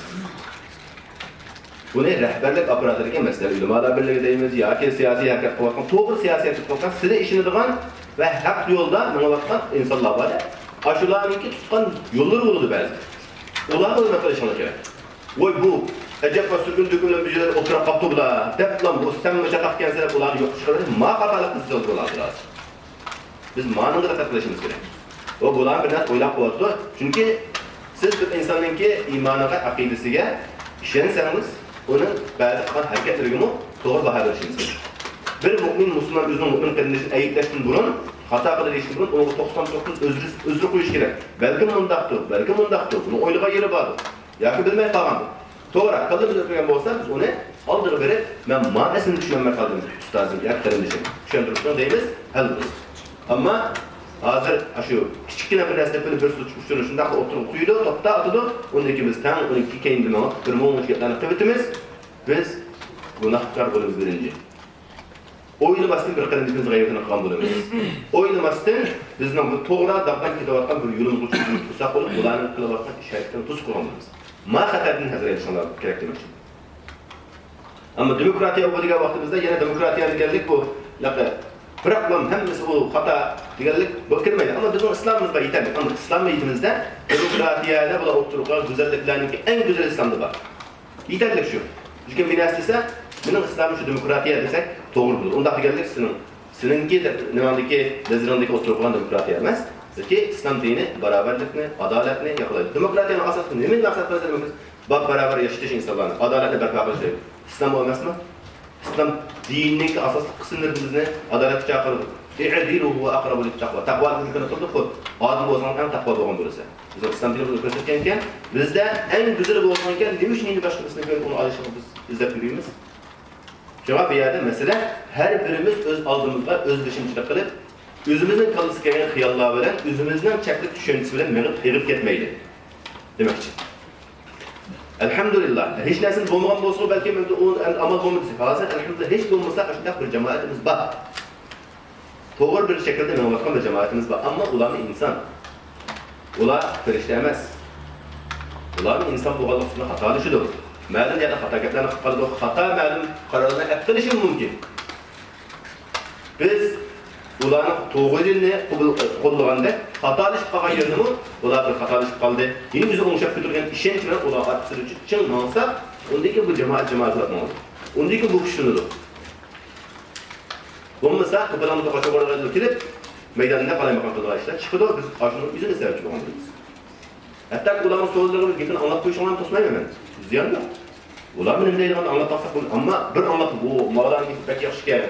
Bunda geplerini bizim yüzümüzden de demedim. Mağalar kahraman geldi. Yapılan irip geçsek eğer solup ulasını hangi bir işittir götürdü ya dünyada kılman tapılmaysa ya ahiretten tapılmaysa. Çoğun ziyaz. Şuna asas meydanını, asasını bekçini tutuş gerek. Şu asasını kollap mangallarını hiç kaçan ulanın kolunu kuyuatlasın. Başka sual olsa herhalde kardeşimiz 5 kişinin pek yanıklaydı. Hem de inşallah bu leklerimizden başka bir kısmı müşahede akırlaşkan oldu. Ustazımız Abdurrahman Cemal'le sahneye tutmamız inşallah. Esselamu Aleyküm. Ve aleykümselam. Elhamdülillahi Rabbil Alemin. Vessalatu vesselamu ala seyyidil mursalin ve ala alihi ve sahbihi ecma'in. Amma ba'd. Muhterem kardeşler, işkiliksiye meselesi oturup koyulganlık için men kızlarga ayrım, oğullarga ayrım iki meselede toxtalmakçı bolgan. Ama vaqt münasebeti bilen ikkena birge düşüş mecbur oldu bir tema toxtalışqa. Şundaqla men toxtalmakçı bolgan her ikkili tema bir az uzunroq. Sababi bu murakkab bir tema. Bizning ideya masalamizda biz duch kelayotgan, hal qilib bo'lolmayotgan xalqaro tema. Bu ikki temaning birisi haqiqat monopolligi. Haq zoti qaysi tarafda, kimda? İkinci tema biz kim? Kimligimiz nima? Kimligimizdagi omillari nimalardan iborat degan jamiyatda yuz berayotgan, jamiyat qo'zg'alayotgan yoki bizni netchilagan guruh aqimlarga, tashkilotlarga, hukumatlarga bo'lib bo'lgan masalalar iborat. Şuna meseleninki birini vaqtninki yetgan yerigacha o'tirib qo'yaylik. Kimlik meselesini kechiktiraylik boshqa bir zamonda. O'g'illar qani qiziq keladi.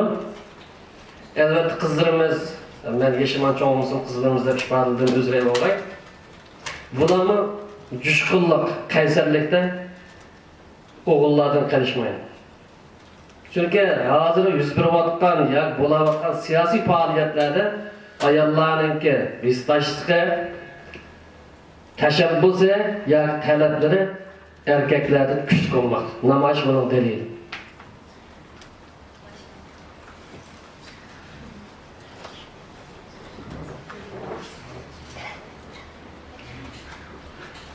Biz yaşayotgan bu tragediya yoki bu xabarlar yoki musibat yoki mahkumlik yoki qulluq nima deb sifatlaydi?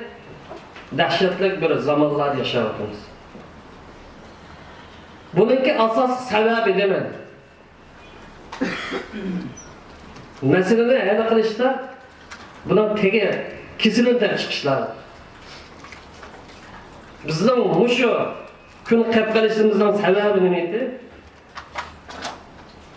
Yani muşu xafalıqdan qutulish nima? Bir nuqtaga, bir nishonga, bir g'oya kelinmasligimizning sababi nima? Biz Qur'on sunnat bo'lishmagan musulmon emasmi? Uyg'ur xalqi yoki Sharq Turkiston xalqi musulmon emasmi? Musulmon. Aqidasi bilmas bir. Xudoga shukr, ahli sunnat va jamoaning aqidasidir. Aqidada mesele yok. Belki kısmen bozma o preseni toşudu ya toşmayı. Bazı dinine tüşenmeyi Allah'ın hesaplarına oldu. Kur'an sünnet hürmetimiz var. Şeriatı hürmetimiz var. Mutlak köp sandığı Şarkı Türkistan halkının. Lekin çıkış yolunu, haritasını hazırlıkça bayqayamayapmiz. His qilolmayapmiz.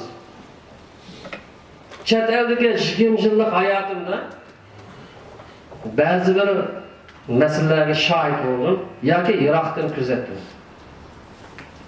Yuqorida qarindishimiz o'tirib qo'yganda 20 yildan keyin yana shu ishning dal o'zi takrorlandi, yana o'xshash mag'lubiyatga mahkum bo'ldi. Yana o'xshash shu falakda cho'klayapmiz. Bizdeki kesel fikir keseli var. Yanlış ifadelagan vaqtida ideya krizisi var. Musulmonlik krizisi yok. Musulmon elhamdülillah. Ba'zilarimiz muttaqi, ba'zilar normal, ba'zilar fasik. Xudo oyat karim tilga aytganda, lekin musulmonlikda masala yok. Aqidaning masala yok, lekin o'lik aqida var. Aqidaninki inson hayotidagi, jamiyat hayotidagi, ummat hayotidagi, davlat hayotidagi bu hukm mavjudamiz.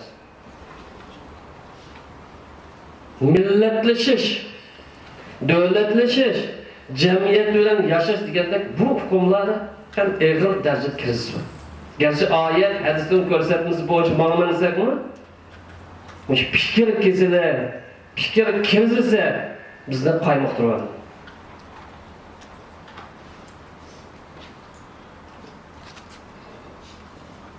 Bu fikir krizisining ichida jiq bir masalalar bor. Neçilgan timlar bölünüp ketken burilishlar. Cemiyetdeki asaslı kuchlarni mustamlika qiluvchilar boshqa taraflarga burilib qaymoqtirayotgan ahvollar bor. Dardimiz boshqa yerda, lekin nishonimiz boshqa yerda. Bu bir oddiy misol. Dunyoviy jihad qilish ideyasimi bu islom fikridagi egri xatoliklardan birisi.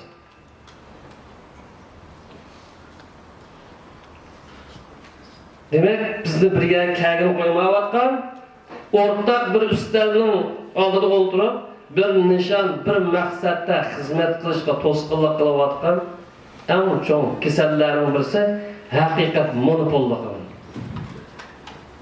Belki sizlar deyishingiz mumkin. Bu haq bir bo'lmadi. Nima uchun bu masala ochdi? Jamiyat xizmat qilayotganlarga qarab boqaylik. Siyosiy sohada xizmat qilayotganlar, Qur'onga xizmat qilayotganlar, da'vat bilan xizmat qilayotganlar, boshqa yo'llar bilan xizmat qilayotganlar. İslam xizmat qilishning yo'li shu darajada kam. İslam xizmati, millat xizmati yuqorqi aql sohalariga hammasiga muhtoj. Birisidan behojat bo'lolmaydi. Jamiyat xizmat qilayotgan kuchning birisi ma millatningga mushkulasi o'zi yolg'iz hal qilib bo'lolmaydi. Bizning dardimiz shu darajada og'ir. Shundan to'g'ri nima birga kagini qo'ymaydi. Haqiqat monopolligidan. Fikr kirishdi. Bu haqiqat monopolligi degani nima? Aqidamizning asosi, ibodatning asosi, axloqning asosi, shariatning asosi, islomning dunyo ko'z qarashidan iborat prinsipal masalalarda haqdir. Keskin hujjat bilan, keskin dalil paket bilan isbotlangan prinsipal masalalarda haqdir.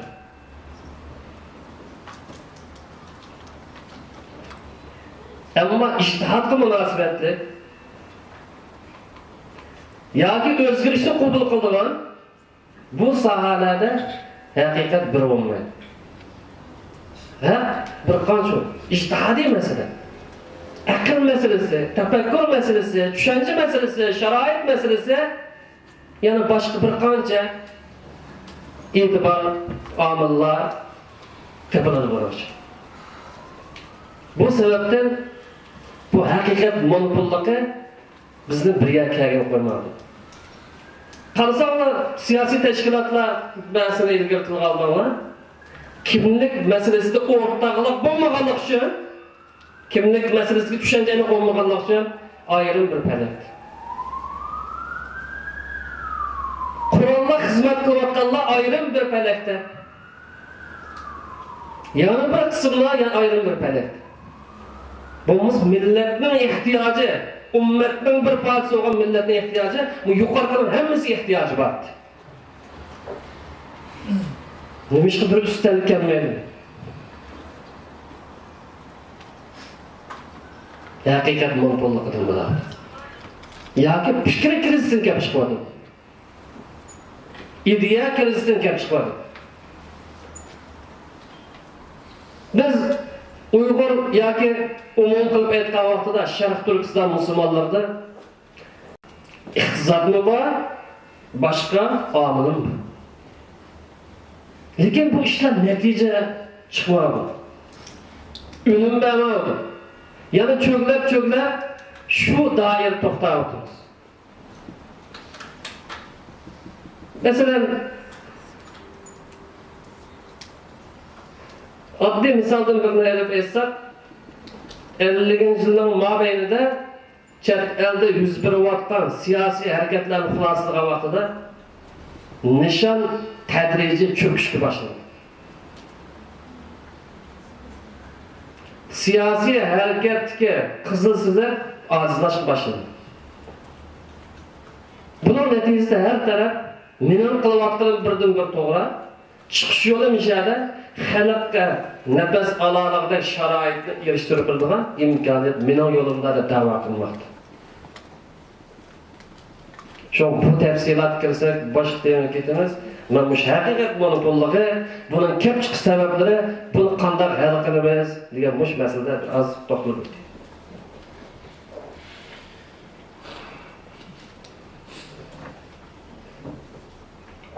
İslamda savabit mutagayyirat ko'pincha bilisizlar ma'lumotini o'zgarmaydigan nuqtalar var, ham o'zgarishni qabul qiladigan doira yoki nuqtalar var. Mush masalani hal qila olsak, bizningki siyosiy xaritamiz, harakat yo'nalishimiz yoki g'albining yo'li ochiladi. Agar buni hal qilolmay qolsa, yoki buni ayirolmay qolsa, hozir jamiyatga eng chong kasal var, mush ikki kasaldan biz qutulolmaymiz. Bu ikki kasaldan birisi oshqullik. Yani o'zgarishni qabul qiladigan doirani muqaddas doiraga chiqarib olgan, o'zgarmaydigan doiraga chiqarib olgan. Misalni bersak, siyosiy sohada, islomning siyosiy tuzumida prinsipal masalalar bayon qilingan, uning tafsiloti, tarmoqlari dinimizda bayon qilinmagan. İdare tüzüm meselesi, millet xalqni boshqarish meselesinde bunun prinsip bayon qilingan, tarmoq shakllari o'tirib qo'yilgan. G'oya var, maqsad var. Lekin tarmoq doiralari yo'q. Bu chekdan oshiruvchi aqimi ijtihodga bo'ysunadigan bu masalalarni yo'q dinimizda aniq belgilangan. Aniq belgilendi ise Kur'an sünneti varaqlab ko'rganchalik o meseleden bir narsa yok. Mesela adil ish qiladi. Siyosatda adil bo'ldi. Kafir bo'lsam adil bo'ldi Qur'onda. Hokimiyatni mustabidlik bilan yakka odamlarning boshqarishi bo'lmaydi dedi. Prinsip. Lekin buni tatbiqlash vositalari o'zgarib turdi. Zaman, makan qarta, sharoit qarta o'zgarib turdi. Bu masalada bir qism qarindoshlarimiz u ko'pirlar bu murtatlik andaqshi-mandaqchilar Uyg'ur musulmon yoki Sharq Turkiston musulmonlarini ishga, davlatga yoki ishga millatga yoki ishga aqm bo'lib turibdi. Al musulmon mavqafi. Bu oshqullikning natijasi. Ya'ni dindagi prinsipal masala bilan o'zgarishni qabul qiladigan doirani farq etolmaylikdan kelib chiqqan kashin.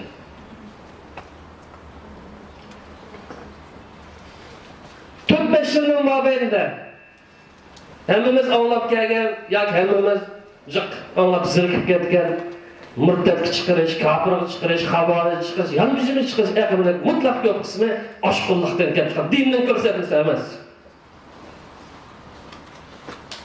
Bu sebepten birbirimizga ishonmaydigan, birbirimizni e'tirof qilmaydigan, asli nishon, asli g'oyadan voz kechib birbirimizni ayıplash bilan, qapaq keltirish bilan yoki o'zimizni tavba qilish bilan alg'ashyapti. Ikkinchi kasal buningki tamoman aksi bo'lgan. Bu oshqullik. Buning ta'siri var. Passivlik, salbiylik, suslik, o'rinliq, afg'onlik yoki o'zining mas'uliyatini to'lamaslik. Bu biz duch kelayotgan eng og'ir ofatlardan birisi. Ma yuqorqi aqam musulmonlarni qancha bo'lib o'tgan, fitna paydo qilgan, millatni asli g'oyasidan boshqa qit'aga yo'tkib o'tgan bo'lsa, ma mas'uliyatsizlar, angsizlar, ma dinning ko'rsatmasi bo'yicha ma'nosida bizni bugungi ahvolga akib qo'ydi. Huquqimizni talab qilamiz, lekin majburiyatni ado qilishdan iborat bu ang bizda yo'q. O oldu, bu oldu şikayet var. Maaşını elişti ilgili hizmet kılgaç ve adli kaydı boyunca. Şirketleme köpünce ayının ahırda bəzi gerek maaşını. 500 birden şirketi de az. Vazifeni ada kıl, evden maaşını alsın. Allah Teala bizi ada kılgan zor bir nimet karta mesuliyetimizde millet karakterinde cahil ödeyemedik. Hukukumuzu erişimizde etkenimiz huquqdan ilgari majburiyat, mas'uliyat angini o'tirg'a chiqish lozim.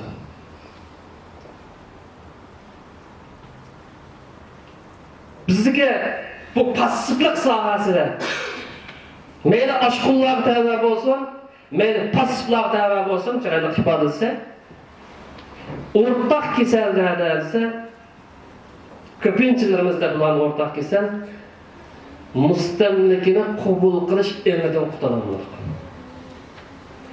Mustamlikini qabul qilish ideyasidan qutulamiz. Millatimizdan kesilib bir şey.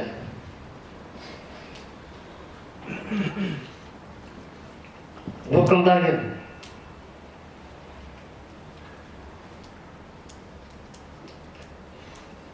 Allah Taala insan aqldan keyin ato qilgan eng katta ne'mat iroda. Erkinlik. Türkçe boyunca özgürlük. Bunu yo'qotdik.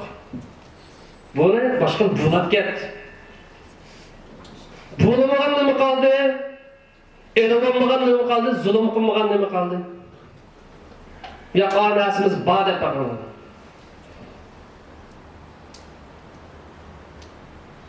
Bunun bir aksi bir sada. Millet karakterlik sada lazım. Bu sada çıkmadı. Milletten çıkmadı. 50%, 52%'ga yetadigan bir sada çıkmadı. 10%, 2%, 5% bilan to'xtab qoldi. Halbuki vatanparvarlikka so'z qilishdan xijil bo'lmadi. Millatparvarlik haqida so'z qilishdan yoki musulmonlarchilikni da'vo qilishdan xijil bo'lmadi.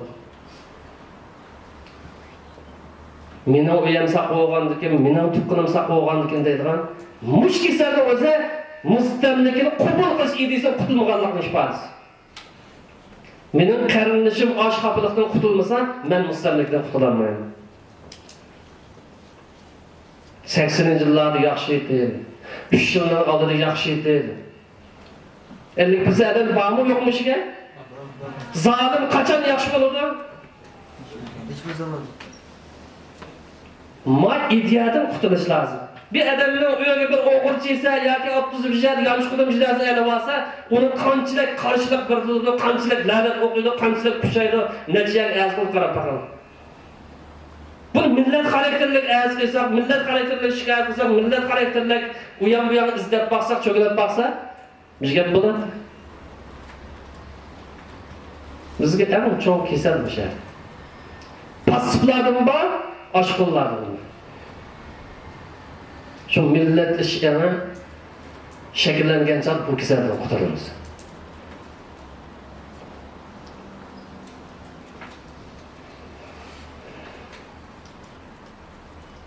Hem de yukarıda oturup koygan iki ekim, aşkullık ekimi, yani aşkullık ekim degen dinin körsepmesinden halk iş kılaman deydigan muttaqiylar. Din bütün insanların din. Yani başka millete koyup dursa, bunun için el-muttaqileri, normal adamlar, yani bir aciz adamlar. Muşularım değil. Dinimiz bu bir yerde imanı şıkıl dercik bulup koy, çoğun boyunca. Destek Müslüman bulursan, sen adam bulup terakki edilsen, mümin diyen süpet gelirsen, takımı bir yaramız adam bulursan, muhsin dersine çıksan.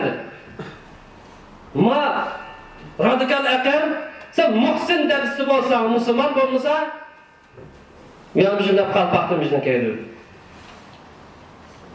Yani bir kısım akım var, biz şehadet kelimesini ayıtıp koyduk.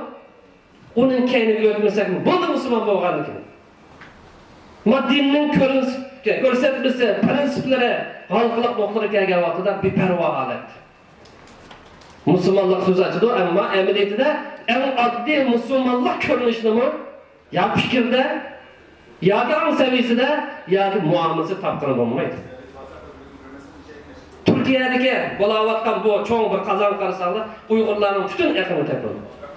Müstemlikiye düş gelgen ellerde ideal görüşe çok yüz verdi. Biz şunun yaşayalımız. Tarıp bakalım.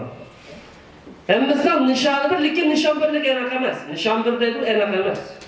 Nişan birlik yok. Müslümanlık da var. Lekin gayri yok. Çünkü dinin maqsadi enak emez kaldırsa da, şeriattan maqsadi enak emez, o sebepten hizmet kılımız deydi kaldırmamın nişanı veremez. Usul özgersin meydi. Maqsad yetadigan usul o'zgarmaydi. O tabiiy ish. Lekin g'oya o'zgarmaslik kerak, prinsip o'zgarmaslik kerak.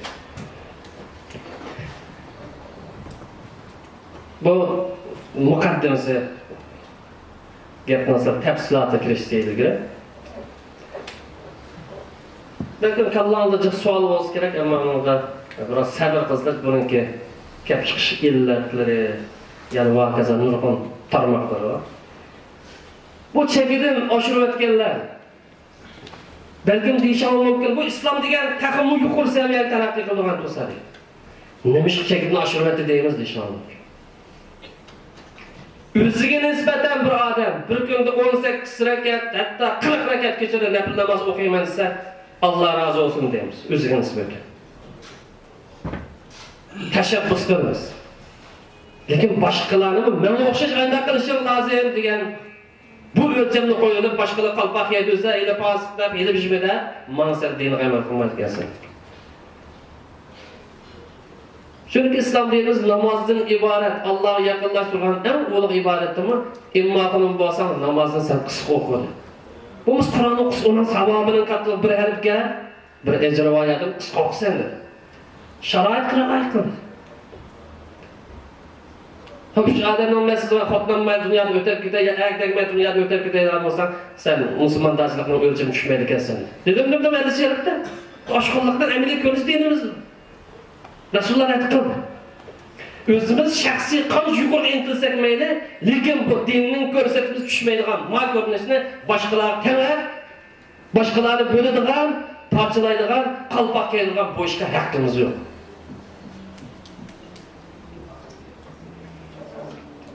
Tasfiqim bilan oshqullar ninki ko'z qarshi qarab boqay. Naql bilan aql qanday qaraydi? Aql naql, yoki aql farq etmaydi. Chunki ikkisi bir-biridan ayrilanmaydi. Naql deganimiz Qur'on sunnatning hujjatlar. Aql shuni tushunishninki vas. Naql bor, ammo aql bo'lmasa o inson hech qanday mas'uliyat tortmaydi. Tatlamda aql olmagaysa, saranga namoz o'qimisi o'zidan oshishi, yanlishni qilmisi o'zidan oshishi. Mas'uliyat aqldan bo'ladi. İkisini bir-biri so'qashtirish bo'lmaydi. Qani oldi qo'ymizganda islom mutafakkirlar mujtahid ikki xil ko'z qarash bo'lgan, ikkisi bir-birisidan zidda emas, bir-birisi xato emas. Ma'lum bir-birisi to'liqlaydi, ikkisi bir-birisidan ayrilanmaydi. Qatmal aqldagilar qatmal yo'l tutib aql bilan naql masalasida qanday qaraydi bo'lsangiz qatmal aql naql tarafiga yonbosib. Mana hadisda manda kelibdi. Yoki falon olimimiz manda deb. Agar Qur'on sunnatda aniq keskin hujjat bo'lsa, bu Qur'on sunnat tahlil qilgan bir qoidasi bor bu. Bu usul fiqh, yani dinni tushunishdan asosiy bo'lgan eng yuksak bir fan var. Bu fandan mahrum bo'lg'achqa, olim man debdi, yoki hadis mandaki. Bosh ustiga hadis. Olimning so'zi mujtahid o'z bosh ustiga. Lekin uni tahlil qilgan bir qoida o'lcham bor. O'lchamsini tahlil qilamiz. Bu keskin o'zgarmaydigan masala bo'lib qolsa, buni mustahkam turib, jon kesmaydi jim turamiz. O'zgarmaydigan masala. Ammo o'zgarishni qabul qilgan masala bo'lib qolsa, buni mujtahid ulamolarimizning ijtihodi asosida zaman, makan, sharoit qarta izdirimiz, tekshirimiz, tadqiq qilamiz, kamaytiramiz, ya'ni boshqa taraflarni ochamiz buni. Qatmal aql bu yerda yo'q aqlli ishimiz yo'q. Buruna 500 asr falana olim ushla deb qo'yayotgan shu bojmamiz. Bu cho'ng bir tashlangan birisi. Cho'ng bir illatdan birisi. Dinimizda aqida, ibodat, axloq mufassal tafsili holat bayon qilinadi. Ammo ijtimoiy masala, iqtisodiy masala, siyosiy masala, harakat masalasi ya idora tuzumning prinsipi uni tafsiloti yo'q. Belkim sizlar xalifalarninki, ba'zi islom davlatlarininki, hozirgi saxta tazmin emas, bunaqa xalifalarninki misallarını tilga ilishimiz mumkin. Abbasiylar uni qilgan, Osmonli buni qilgan. Bu ijtihodiy masala. Shu davrning taqozosi. Hozir davrning taqozosi boshqa. O'zingdan chiqib tur. Telefonni to'xtamay yangislab tursa 2 yilda bir qatim pul olib qolsa, oddiysi. Nimishqa Nokia'ni tutmasak 8 yil ilgari, 10 yil ilgari. O'zgarishni qabul qilgan bo'lg'achqa, sharoit o'zgargan bo'lg'achqa, yoki bizga foydasi, unda yozilgan bo'lg'achqa. Dinimizda ya qon tutsa, man tutsa degan hujjat yo'q bo'lsa. Lekin maqsaddan bo'lsa bo'lmaydi. Harom narsalarni ko'rsak bo'lmaydi. Harom narsalarga ishlatsak bo'lmaydi. Dinninki muqaddas o'zgarmaydigan 5 turlik ba'zi olimlarning ko'z qarshi qo'ygan chog'da 7-8 turlik maqsad va mushdan zikkanmas kerak. Qaysi bir vosita bo'lsin. Mush vositani ishga oshirdigan, mush g'oyani ishga oshirdigan vosita kimning aqlidan, qaysi davlatdan, qaysi xalqdan chiqqan bo'lsa, bu tashabbus qilindi yoki rad qilinmaydi.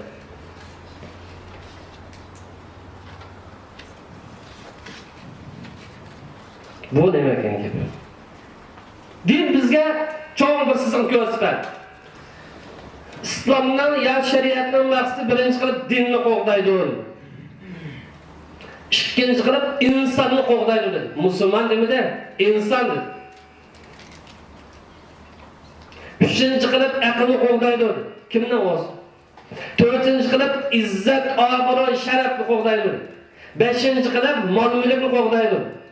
Altıncı qilib erkinlikni qo'g'daydi. 7-chi qilib adolatni qo'g'daydi. Lekin oxiri qis oldi kelib ketgan bo'lishi mumkin. Barobarlikning va Qur'onning nurg'un hujjatlarga asosan. Bu dinning maqsadi. Mush maqsadni yoqlagan, mush maqsadni nishon qilgan vosita onun ağzından, bunun ağzından yer kelgan bo'lsa, mushning xizmat qilgan bo'lsa, mushni himoya qilishga, mushni qo'g'dashga, mushni jamiyatga tatbiqlashga millat xarakterli amaliyotga oshirish xizmat qilgan bo'lsa, bu cheklanmaydi. Bu dinning bütün hujjatlari mush dinning maqsadlari asosida oylandi. Mush asos tushunildi.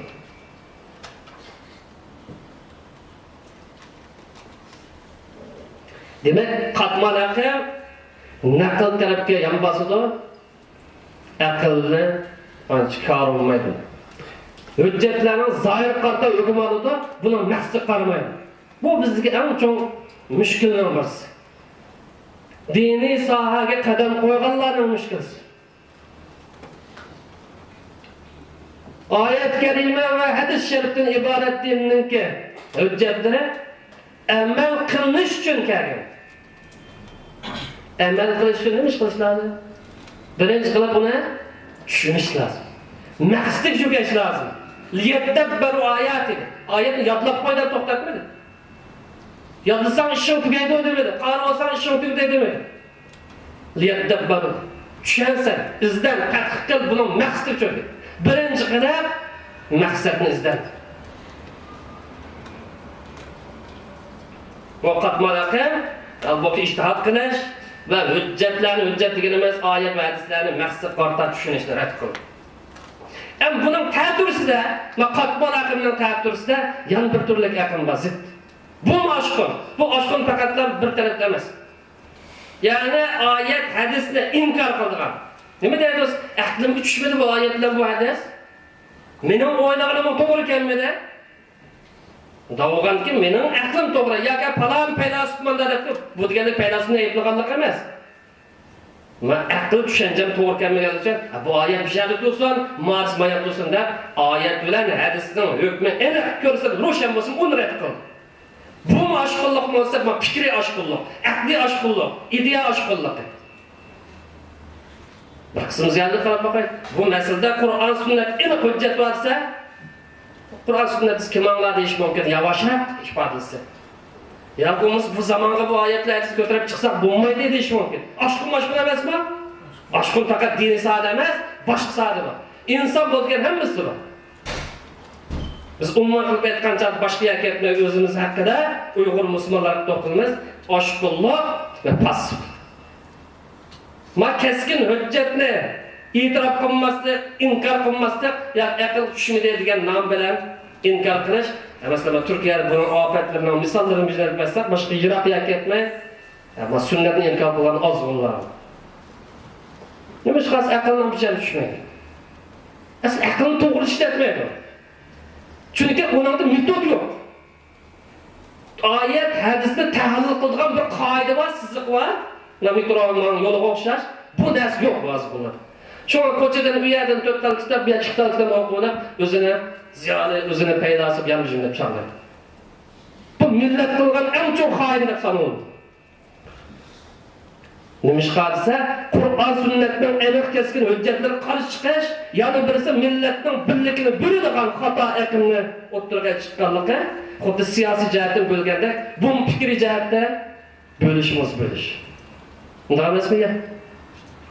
Bu nurg'un ofatni bundaga ko'tarib chiqdi.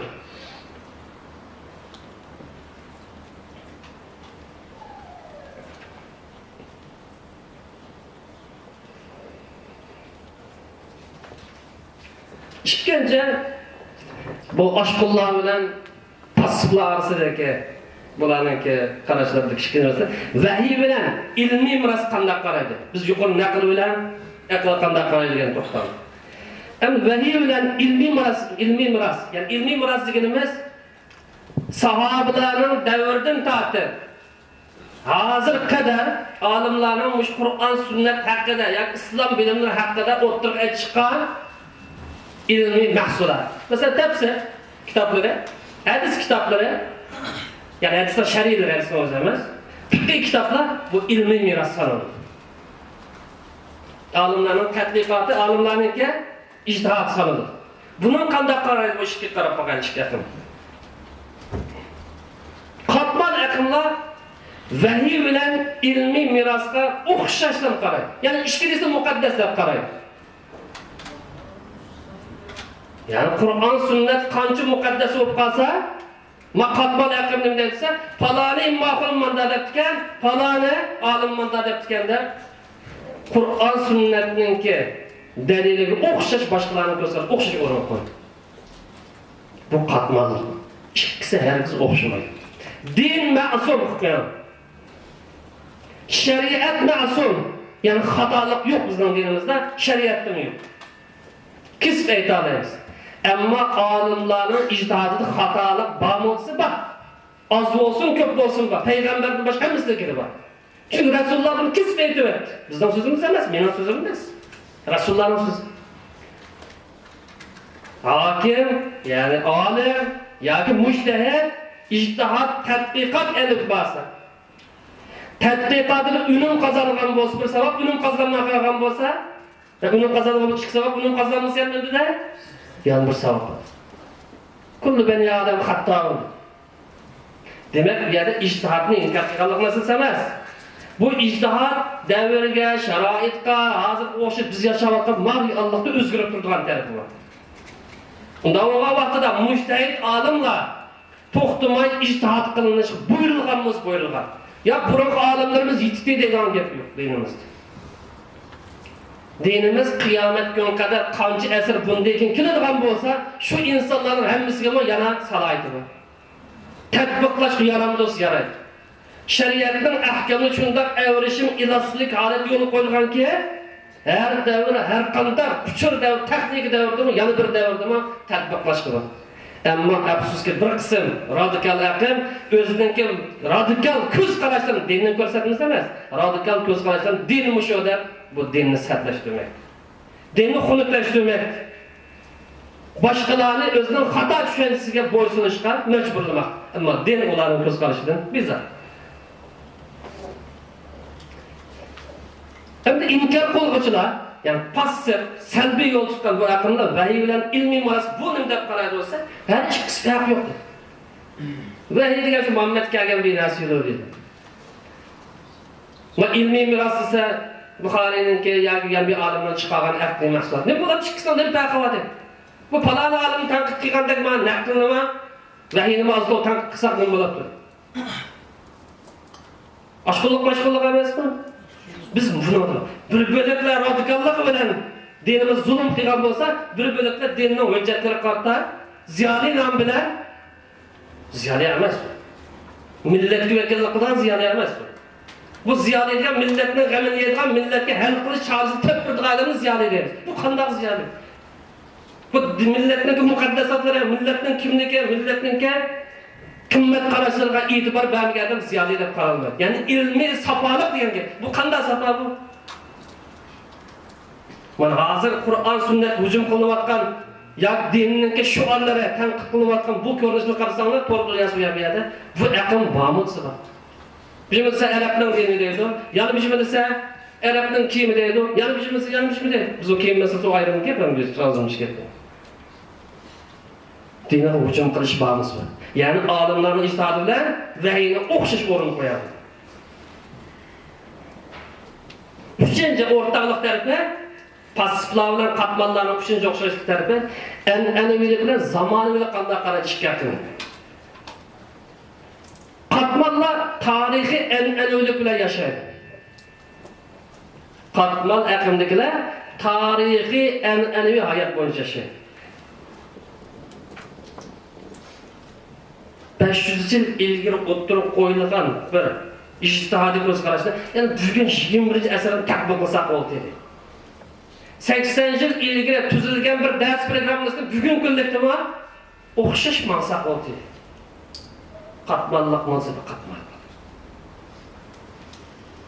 İjtihadi mesele o'zgardi. Prinsipal mesele bo'lib qolsa, necha ming asr keskin kalimiz yo'q, u mustahkam o'zining joyida mudirlamay turadi. Katmallar tarihi en bilen başa yaşaydı, zamanlılık bekti. Yukarısıyla oturup koygan bazı meseleler var, siyasi meseleler için. Mesela bunun gibi ona tefsilatı kirmeyim. Dinin maksını işe aşırdığın vasıtı bulup kalsa, vasıtı her zaman özgürlük. Kur'an sünnette enek çılgınlığın vasıtı bulup kalsa özgürlük. Mesela namaz için taharet her zaman şart. Ya bugün 21. asırda tarihtamızsak mı bola diyen mi? Kağız bilen bir iş kılmasak bola diye mümkün emas. Yol kağız yanmışım işletilmiyor. Çünkü bunun enek hüccet var mı yok mu?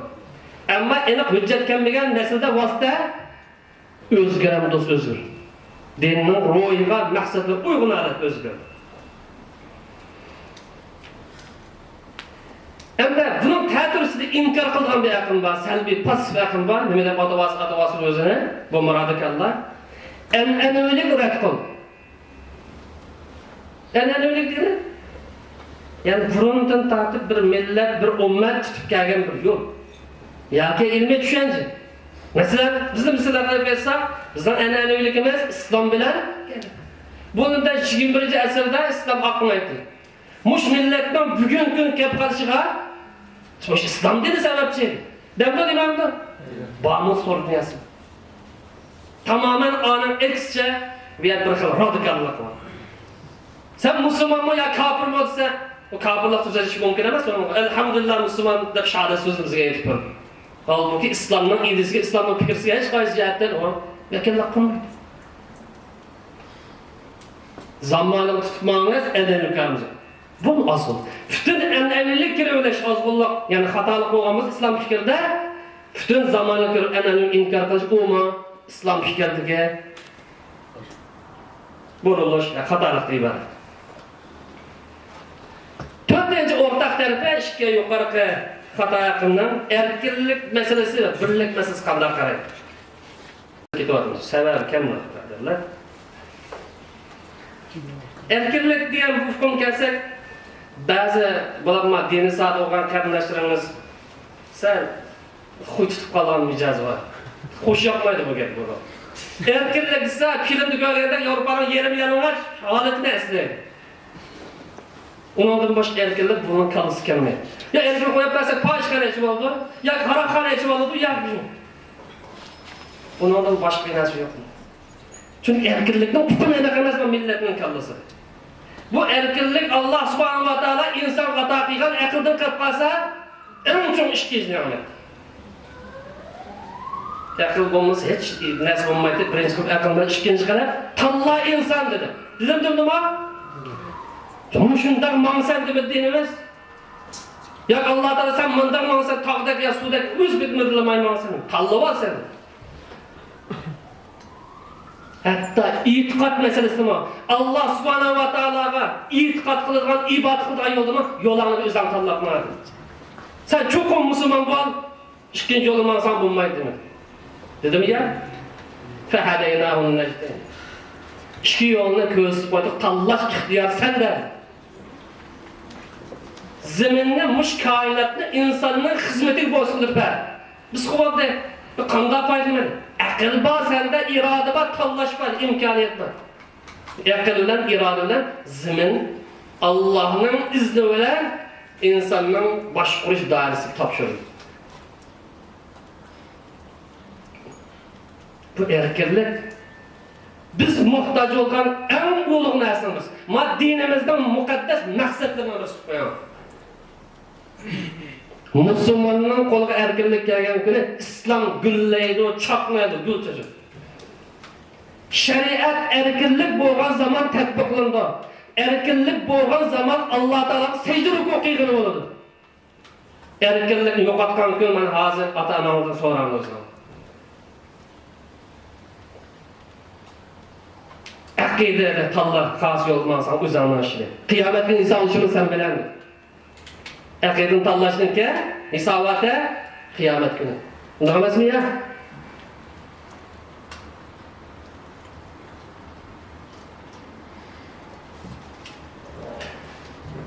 Fikir erkinliği.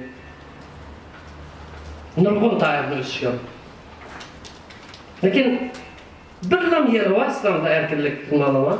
Mesuliyet bağlılık erkinlik.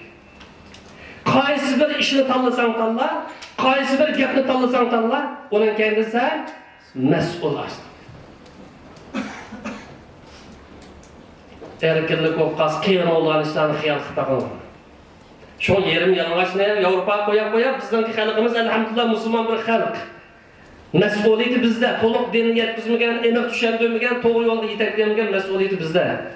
Eğer muş xalqqa to'g'ri tushuntirish, to'g'ri o'tirib qo'yish bo'lib qolsa, bir 2-3 kun ichida xamirga o'xshash bir xalq.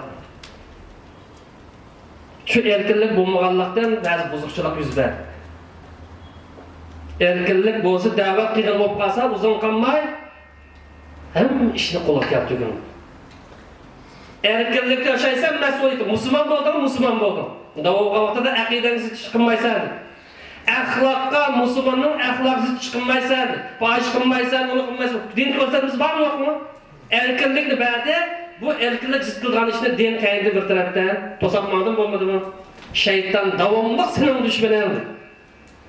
Erkinlik zıttılgan işlerine den agahlandır. Bu bek yaxşı narsa bu erkinlik. Erkinlikni yo'qotdi demek, insanlıkni yo'qotdi demek. Mesela hozir qarab bakın, emniyetden so'zlaydi. Qimmatlar bağlı bakın mendan tart. İnsanın qimmatini birinci olarak itiqat erkinlik. Adam özünün ademiyligini saqlash uchun birinchi qilib itiqat bo'lishi lazım. Meyli bunun itiqadı haq olsun, batıl olsun, itiqat olsun. İtiqat bulmagan insanda ademiylik mevcut demez. Komünistlerin tarihi bunun, dünya boyunca şahit. Mesela ahli kitapta Kur'an qarsanlar, Yahudiler şundak eyiplayın, şundak tenkit kılın. Lekin bunun rezilliki, dinsiz, mahlasını işleyen vaqtida bunun yaxşı. O diğerler Kur'an sünnetini öykümü tədir çıqqanlıq emas. Mısır'nın İngiliz bilmesi var. İbadetxanalar oçuq, mektepler oçuq, yarım cümleler oçuq, yaşayan aynı insanlar. İslam dünyasında mutlak bir kısım nefesi varken yani şu insanları tırlap çıktı. Nimin olmasın bir yaratmış, var diyenler çıktı. Zulüm var, lekin insanlığını asıl saklap bağlı için haqlarda bir insonparvarlik degan gapni ko'tarib chiqdi. Asli islomdan shu var insonparvarlik. İslamning nishoni kim bo'lsa qatnazar, uni yordam qo'lini so'zash, uni to'g'ri yo'lga yetaklash, to'g'ri boshlash. E'tiqod bo'lmagan insonda odamgarchilikdan so'zlash mumkin emas. Mana bu. Shu erkinlikni ansirash faqat ajiz. Erkinlik o'z o kitap, bu kitap. Bir Müslümanda yaşaş için birinci kadar erkinlik lazım. Bu an unutup kalsak olmuyor. Hem katman erkin karsak bu erkinlikte mesela bir kanç partiya kuruş. Bu bir kanç partiyada o şeyin hazır bir kanç teşkilat. Göz karıştırın türlük oluşu. Bu hareket plan sisteminin ki ya programının bir kanç oluşunu o red kıl. Yok birlen buluş lazım de, devlet bir oluş lazım. Yok hareket bir şey oluş lazım de, yok partiye bir şey oluş lazım. İslam tarihinde devlet bir olganız. Ümmet bir, çoğu ümmet bir. Bütün ümmeti bağlap durgan merkezi hükümet bir ama kalan elle müstakil yaşadı mı yaşamadı mı? En adlisi misal kaldırırsa tarihini oğukan bolsanız yakınınızı bura okudan bakın. Bir zamanda 4-5 İslam devleti kuruldu. Abbasiler devleti karşısında bizden devrimizge dininden yetip gelgen bir zaman. Biz tanıyalım Karakallar devleti. İslam devleti emas mı? Birinci kılıp Türk dünyasında Kur'an'ın bayrağını lepildetken devlet Karakallar devleti. Uzun ötmey Gazneviler devleti Afgan'da Hindistan'da kurulgan. İran etrafında kurulgan Salcukiler devleti. Orada kurulgan Havarizm devleti. Devlet mi devlet emez mi? Devlet. Peki bunun hemmisi merkezi hükümetke Katı federal yapılgan ki Amerika'nın yanlış yanının soğuşu tüzümdür. Bu İslam'ın tüzümü bu. Bir devlet diyenlikten maksat hemmimiz vasıfçı bir şeyden mutlak padişah olsun çıtkızı koy dediğin nasıl mağış demez. Akide okşaş, ibadet okşaş, şuarı okşaş, prensip okşaş, gayri okşaş ama idare işlere göz dairesi başlıyor. Hatta Resulullah'ın ki sirsi karısanın menhecaleti ve onun başka kitaplarda mı? Falan kabilege, falan mesul olsun, falan mesuliyet şunu tapşırıldı, vekil sütü. Şunu okşaş bir nesi?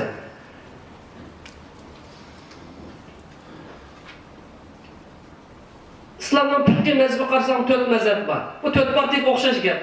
Hemmizden maksat okşaş, nişanı okşaş, hemmiz Kur'an sünnetli rolünü böyle yapmadı. Bu 4 mezhep biz söyleyin. Galp oqaşmaydı.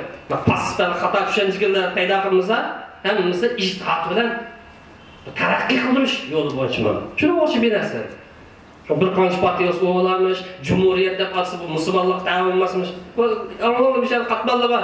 Sharq Turkiston Cumhuriyeti esa eng chong bid'atning birisi bu islom davlati emas deb hatto shu darajada millatninki savobit qadar muqim o'zgarmaydigan masalasiga hujum qiladi. Bu bir normal bir aklı adam deydigan. Yani bir Müslüman tarafı bir normal adamın gibi emas. Başka tarafga kirmaymiz depsiler. Ama bunun ta'turisi de bu erkinlik meselesi de, birlik meselesi bunun ta'turisi de inkar qiluvchi aql var. Bular birlikni tutmash, birlikni, bu inkar qiluvchi aql bu millatninki birligini tutib turgan o'zgarmas prinsip bor. Akide jihatdan o'zgarmaydigan, ibodat jihatdan o'zgarmaydigan, axloq jihatdan, shariat jihatdan va ijtimoiy tuzum jihatdan o'zgarmaydigan prinsip. Buni o'ylashib bo'ladi. Masxara qiladi. Yoki o'zgarishni xohlaydi. Nima bo'ladi o'zgarsak bo'laydi. Bu qizil siziq o'tash bo'lmaydi bo'lsa, yo'q buni o'zgarsak ham bo'ladi deydi. Masalan, ko'ni tariximizda yangisini hozirroq bilasizlar. 46-yili tekrar ko'nim. Tarix qayg'imizdan chiqmasdan tushunamizlar. Ahmadjon Qosim Urumchi baqa vaqtida birlik hukumati nomidan imzo qo'ydi. Lekin davlatning ismi u emasdi shu zamonlar. Vakillik qilmadi, millat bir ismni tanlasa vakillik qilmadi, qiziqmi? Shuni ular ismi o'zgarishga boshladi. Millat o'zining kimligini yo'qotishga boshladi. Demak, bu inkor qiluvchilar bu dinninki o'zgarmaydigan masala o'rnishi. Erkinlik nomi bilan o'zgartish o'rni. Bo'lmaydi. Chaqchaq qo'y. Vaqtninki munosabat bilan onun bugun namozni kechiktirolmaydigan bir kun juma kuni. Bu munosabat bilan so'zimizni nimshada oxirlashtiramiz.